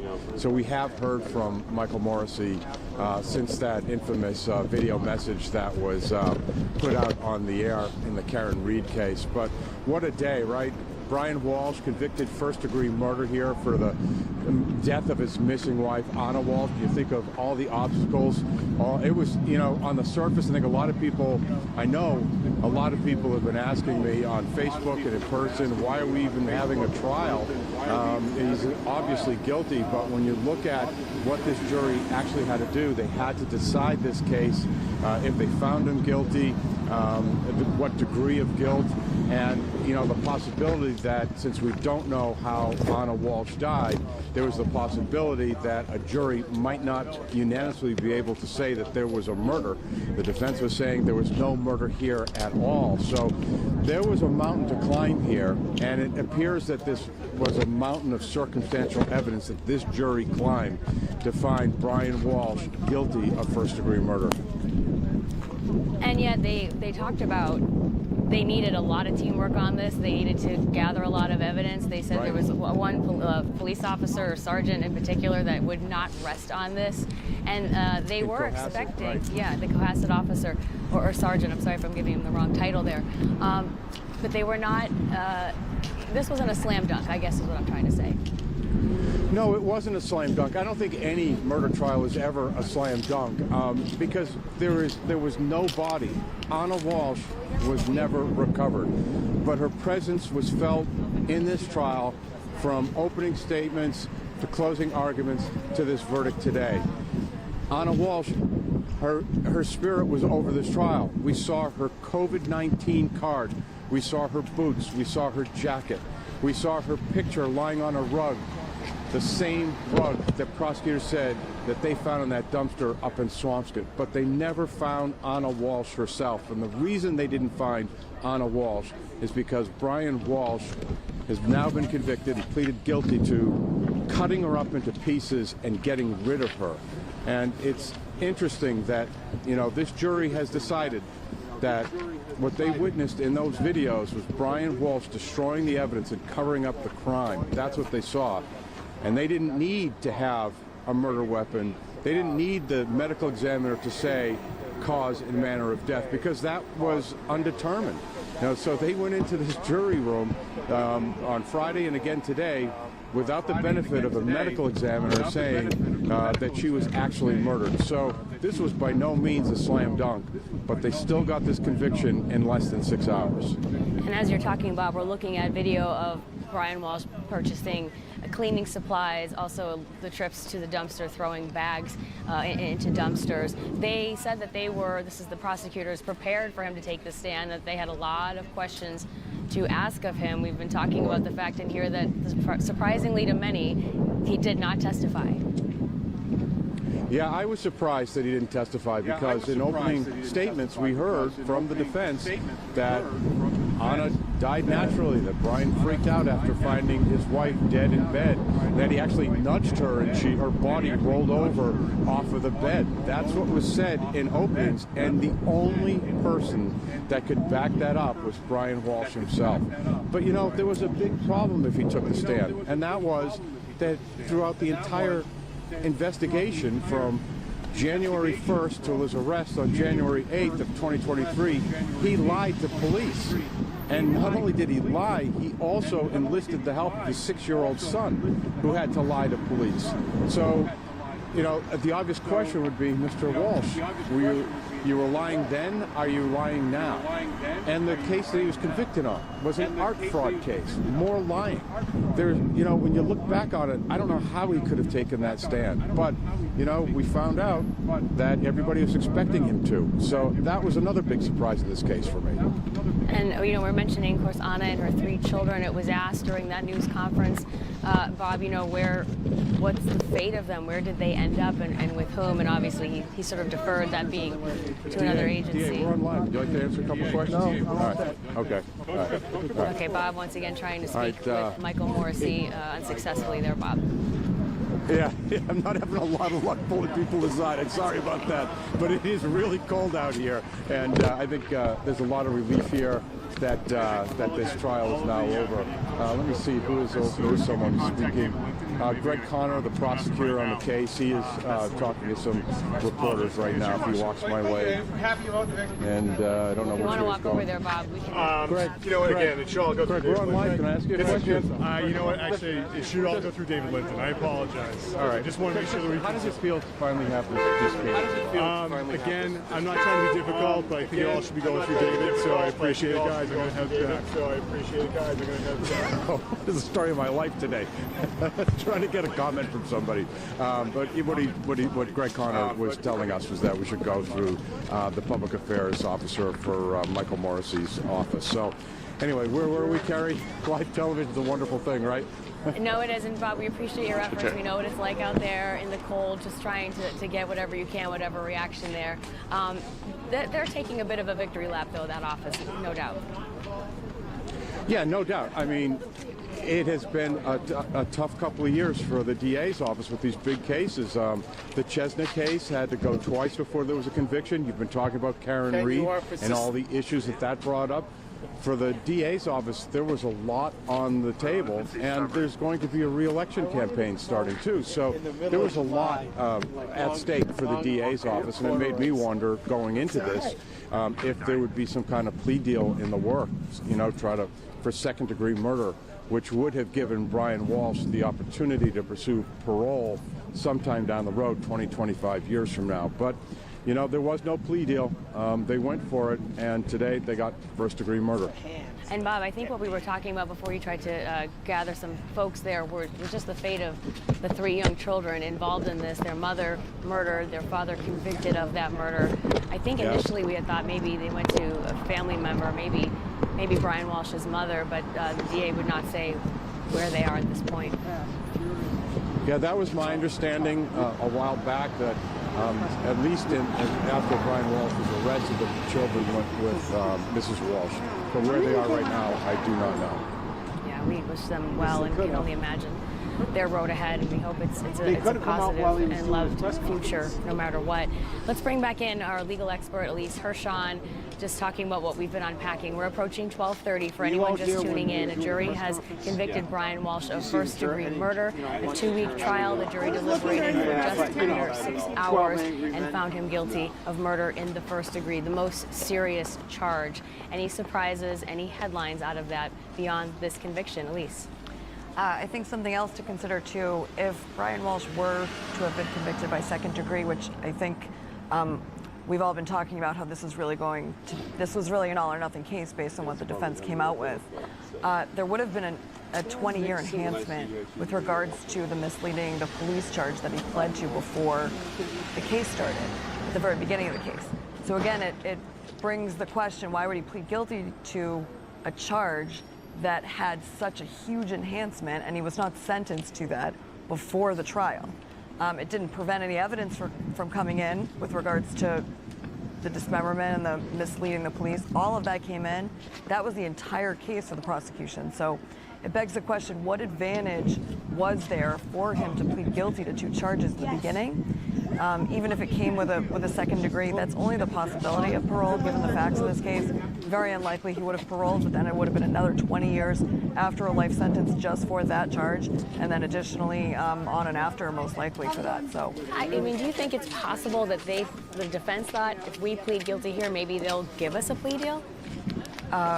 at that point, it was clear that there was not a plea deal on the table, especially with smaller cases can resolve on the day of trial and can resolve sort of throughout the trial. First-degree murder cases, everything is done in advance. Certainly some things come up during the trial, but if there were plea negotiations, that would have been done prior to this case going to trial. I think it's also very evident that with regards to the strategy, there was no concession of any involvement. So if there were some sort of plea deal that he wanted, a second or a manslaughter, that probably would have been part of their defense. So if he was willing to plead guilty and they wouldn't offer him, a manslaughter prior to trial, you would think, as a defense attorney, going to trial with a manslaughter defense, meaning a heat of passion, an escalated situation that led to an unintended death that would have resulted in a sentence with a number in it. Life without parole obviously doesn't have a number and doesn't have an exit plan. So it was an interesting strategy, and it's questionable at this point. Ted Daniel, let's talk about the stage that has been this small courthouse in Dedham for the last several years, a stage of major trials, ups and downs for that district attorney's office. In this town of Dedham has just really been such a focal point for so much that we have talked about in the last several years. It has. I've gotten to know a number of the court officers there, having covered both of Karen Reed's trials there, and for them, this has just been nonstop. Of course, the Reed trial had some different facets, the fact that you had all the people outside and the buffer zone and all the law enforcement. But yeah, this spotlight, it's a national spotlight. So both of these stories have drawn international interest, and it's all been there on Norfolk County. And of course, then you had the spillover. Some of the same people, you saw some of the same people who testified in the Walshe case were also testified and were involved in the Reed case. And these are people who, some of them became household names based on their testimony. And this, though, was a much different case. I remember a couple of, after Walshe was charged, an investigator told me that Walshe thought he was the smartest guy in the room. And I think that's pretty evident when you watch the videos when he was being interviewed by police. You got the feeling that Brian Walshe thought he could talk his way out of this. And it was that moment when they said, hey, guess what? All the searches and stuff? Well, it's not just on your phone or your device, it's also showing up on the kid's iPad. And his reaction when they confronted him with all those incriminating searches was, oh, I don't know how that could be. That doesn't make sense. I never used that iPad. Well, it's because the devices talk to each other. And I think that's when it started to crumble for Walshe. But, he had been dealing with the art fraud case, and he was in financial difficulty. There was these, life insurance policies that he had. And when you look at when you look at everything in totality, you just see that it appears that the jury made the right call today, Carrie. If you're just joining us, we're in continuing live coverage after a jury has convicted Brian Walshe of first-degree murder. We have team live coverage of this as it is unfolding. We have our legal expert, Elise Hirschon, in studio, along with investigative reporter Ted Daniel. Our Bob Ward is outside Norfolk Superior Courthouse, where he has been covering this trial day in and day out. We're going to go back to him live there just as soon as we can. Brian Walshe admitted off the top to disposing of his wife's body in a moment of panic, claiming that she had died of natural causes. But Elise Hirschon, something interesting you've been mentioning is we really didn't hear a lot of testimony supporting the theory that the defense laid out at the very beginning of this trial. Right, which begs the question, why give it away right out of the gate? Meaning, when the judge instructed the jury before opening statements, the judge doesn't know what the defense is going to say in their opening statement, doesn't know what the prosecution is going to say. She instructed on 5 elements of murder that the prosecution has to prove beyond a reasonable doubt. And after the defense's opening, they gave away 2 of them. So it only narrowed it down to then 3. So the question is, why say it's not self-defense, and why say there's no mitigating circumstances, meaning it couldn't have been a manslaughter? We're saying it's sudden death right out of the gate, when you're taking away, basically making the prosecution's job easier for them. That they only had to prove the first 3, which is that Brian Walshe caused the death, intentionally caused the death, and did premeditatively, meaning after a period of reflection and cool down. So those three are always part of a first-degree murder case. But with regards to if he had claimed self-defense, without a body, the prosecution would have had to disprove self-defense. That would have been a challenge for them because, again, there's no body. By the hands of Brian Walshe, we know. The jury didn't know that. That plea didn't come in. So that would have created a little bit more of a challenge for the prosecution, but the defense came out of the gate and said, nope, it's this theory, and then strangely didn't call any witnesses to support that. Completely understand that they didn't call Brian Walshe. I wouldn't have called him either. But where were the witnesses to support their theory that they presented?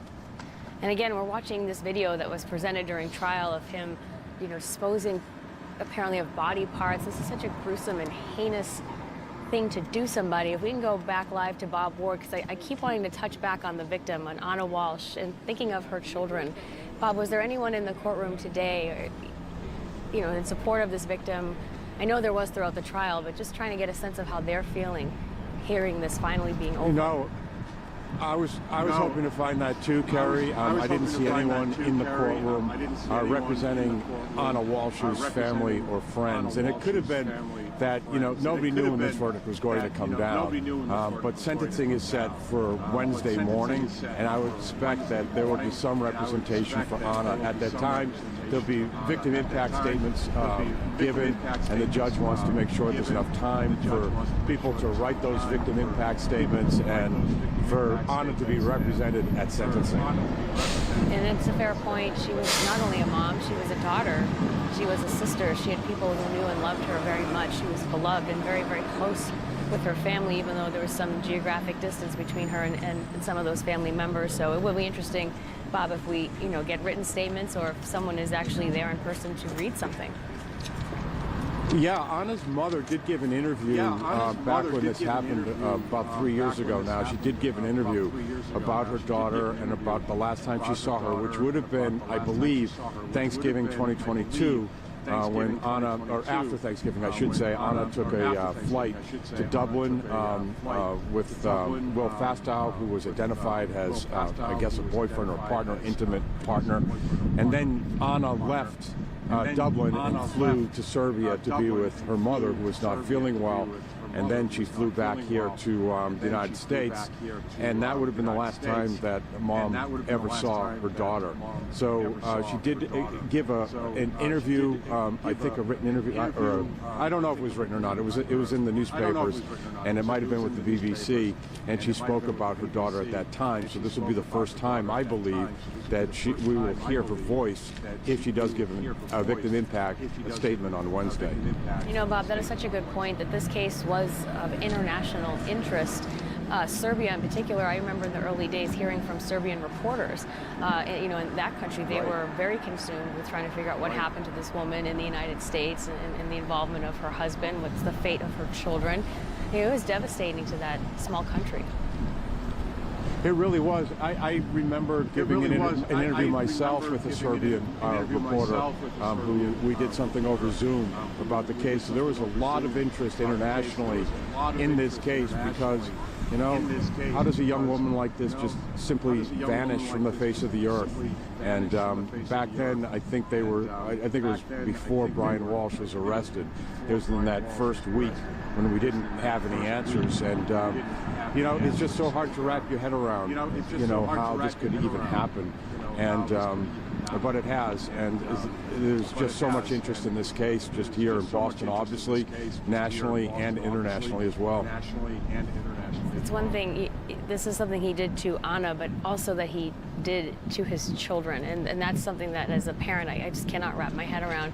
I want to talk to Ted Daniel about the mountain of evidence Bob referred to in that expression, mountain of evidence. We were covering this in the early days, Ted, and how they were, assembling this and tracking it down. It was very intricate, methodical, and it was a long process. Yeah, and if I'm correct, when the indictment came down, I believe we got a lot of that information in the initial charging paperwork.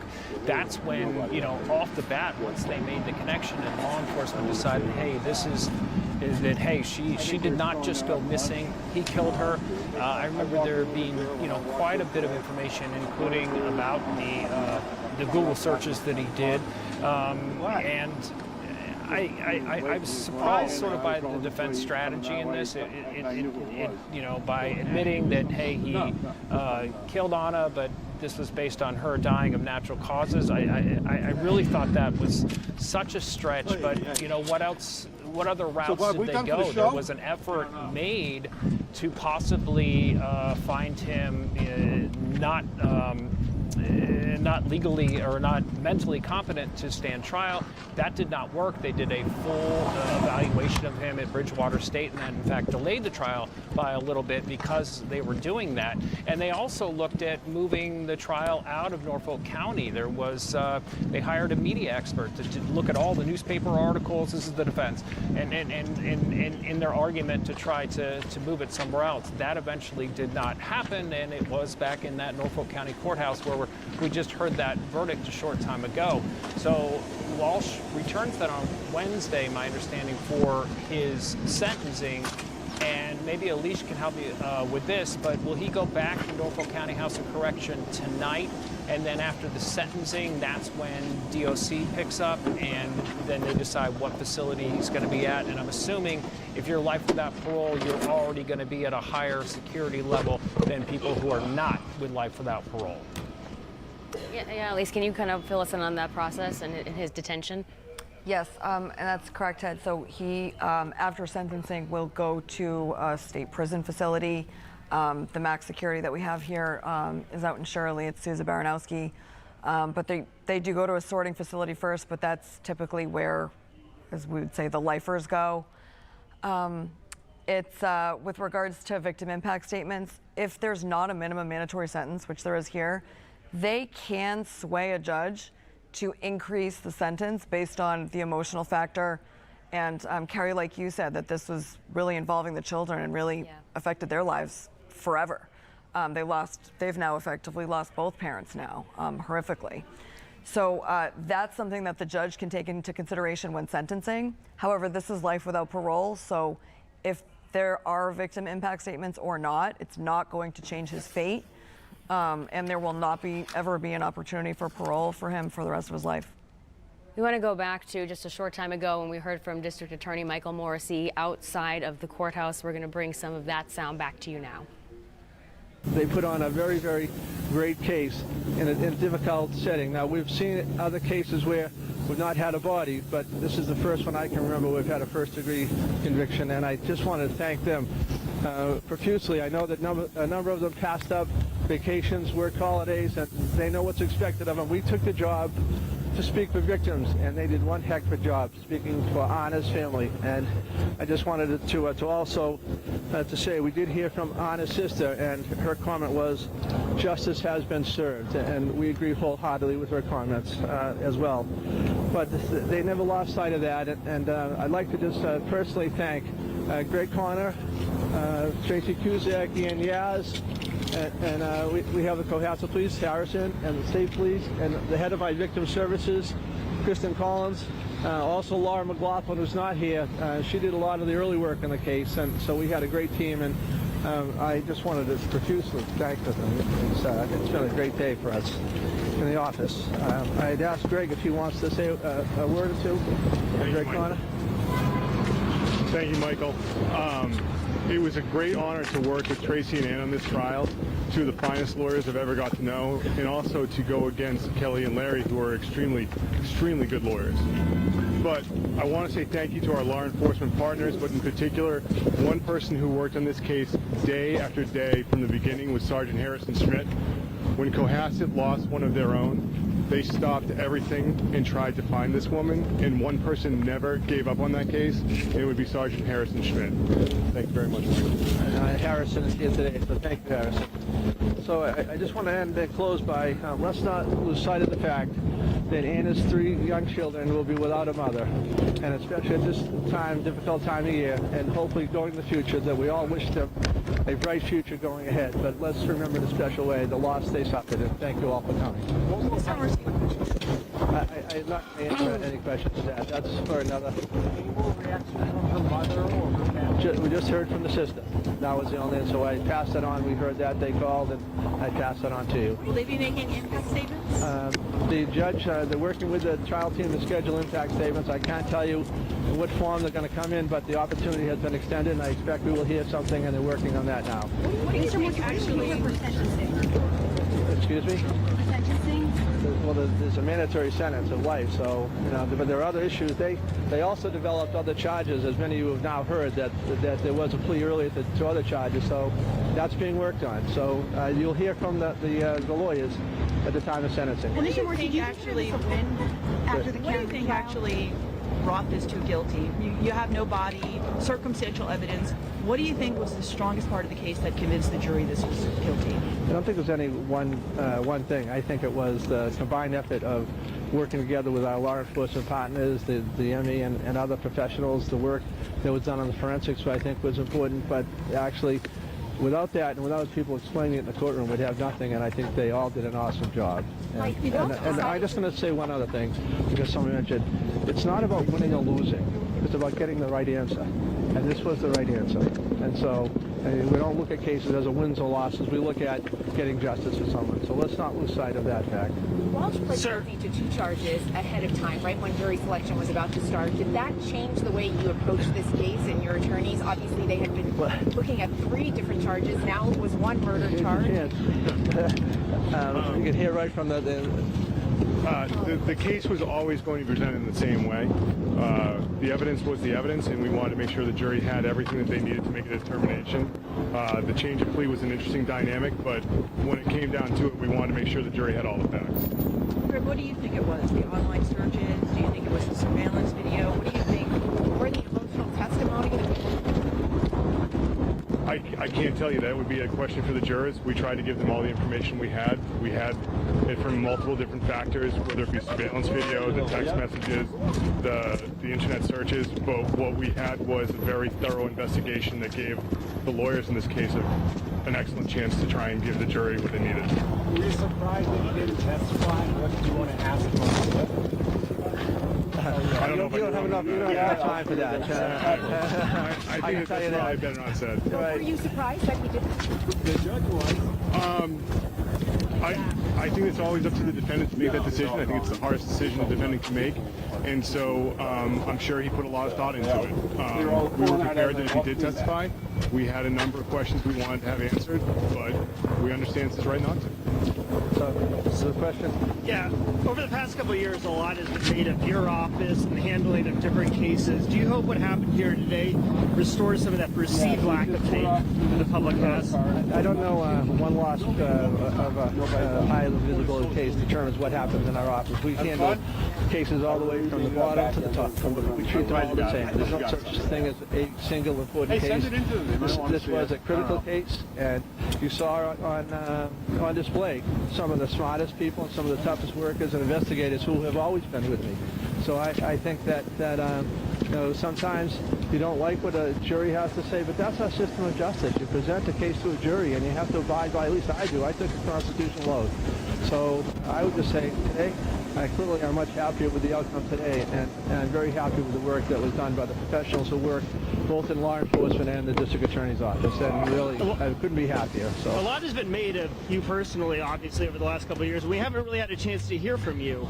How have you been doing, and what does this say today? Well, the good or bad news is, having been in our office for a number of years in politics, unlike my time on Beacon Hill, I get to speak out. But many of you know that now as a district attorney, that if I speak out, that I interfere with an individual's right to a fair trial, then that obviously weighs heavily upon me. So I am now free to speak today on this trial with some limitations, and so not hearing from me, obviously, then I don't want to tip the jury or tip the scales and let those cases go forward without putting your thumb on the scales of justice. And I took the job to speak for victims, and we focus on victims, and that's what I'm going to continue to do through my tenure. So I just want to thank you all. I know this is a long period of time, and we have to come to the courthouse, and we do have some calls to make and try to reach out to some other family members and some other people, but thank you all, and hopefully it brings to a conclusion a very sad chapter in the history of Anna's family. Thank you. Okay, you've been listening once again to a recap of District Attorney Michael Morrissey and his ADAs after winning their case against Brian Walshe, convicted by a jury earlier today of first-degree murder. Boston 25 News has been in continuing coverage of this verdict since we received it. We brought it to you live. I want to now go live to Bob Ward, who was at this trial every day of its duration. Bob, listening back to that, something stood out to me. We're talking about hearing from those who knew and loved Anna Walshe. They're making arrangements right now for victim impact statements for Wednesday, and they've obviously extended invitations for people to come to the courtroom if they want to speak. Yeah, I'm not surprised by that at all, because there was a fair amount of people here who knew Anna Walshe in life, who were her friends. I believe there was a family member here as well on Friday for closing arguments. They were here. They're in the Boston area, and I would expect that we will see and hear from them on Wednesday. And of course we'll get those written victim impact statements that will be read into the court as well. I just want to let you know, just about 10 minutes ago, the court officers led the jury out the front door of the Superior Court here, walked them across the street to where I am now, and into the back here of this courthouse building where the parking lot is. The jurors did not want to speak to the press today. Okay, so we'll definitely be following up to see if eventually somebody does. A lot has been made of the defense that was presented here, acknowledging from the beginning of the trial that Walshe did in fact dispose of her body, claiming he panicked after a sudden death, that she died in their bedroom. He did not testify in his own defense, and there was not a lot presented to support their theory, Bob. Was there something you were waiting for from the defense as this kind of lingered on? You know, I thought that the jury would have wanted to have heard from a medical expert about the theory here that a healthy person can just die of an underlying undiagnosed condition. Of course, we hear of that. You know, there are people who suffer heart attacks, who may be working out and have extreme workouts. There may, you know, some other things that could have happened, but you know, the picture that was emerging of Anna Walshe was somebody who was a professional, who was working hard. Yes, she was under stress, and yes, she was trying to pursue this career down in D.C. and also try to keep her family together, and at the same time she was having an affair with someone, and that is a lot for anyone to deal with, but is that enough stress that could cause someone's death? She also liked to work out, and on the morning of this murder, she was doing a pretty intense workout near her home in Cohasset. We heard about that, and we heard that she was in great shape, that she was a powerhouse, was the quote the witness had about that last workout on the morning of Anna's death. So, you know, you just come back to that, and you just think about, how does a healthy young woman, mother of 3, just simply die of natural causes? And I think the juror, I would guess, if I get the chance, the opportunity to interview any of these jurors, would they have wanted the benefit of at least hearing from a medical expert, not just a lawyer through questioning, that theoretically this can happen. Although it's rare, it can happen. But, you know, then there was no real explanation for, all right, well, what's the reaction? What's a loving husband's reaction to finding your wife suddenly dead? Is it to call 911? Or is it to do the things that were now proven in this case, which is disposing of the body in a very gruesome way? And you saw those tools that were purchased at the Lowe's stores. You know, we saw a hacksaw, we saw a hatchet. It was just really jarring to see the pictures of those things, and then you marry those pictures and that knowledge with the Google searches that were taking place at the same time. So, you know, the searches would take place, and then you go shopping and has the shopping list and buying all these things. And then you find out that DNA is found on the teeth of the hacksaw and the other tools. Very difficult set of facts, and without having witnesses to try to bolster this argument, a very difficult way to try to defend Brian Walshe.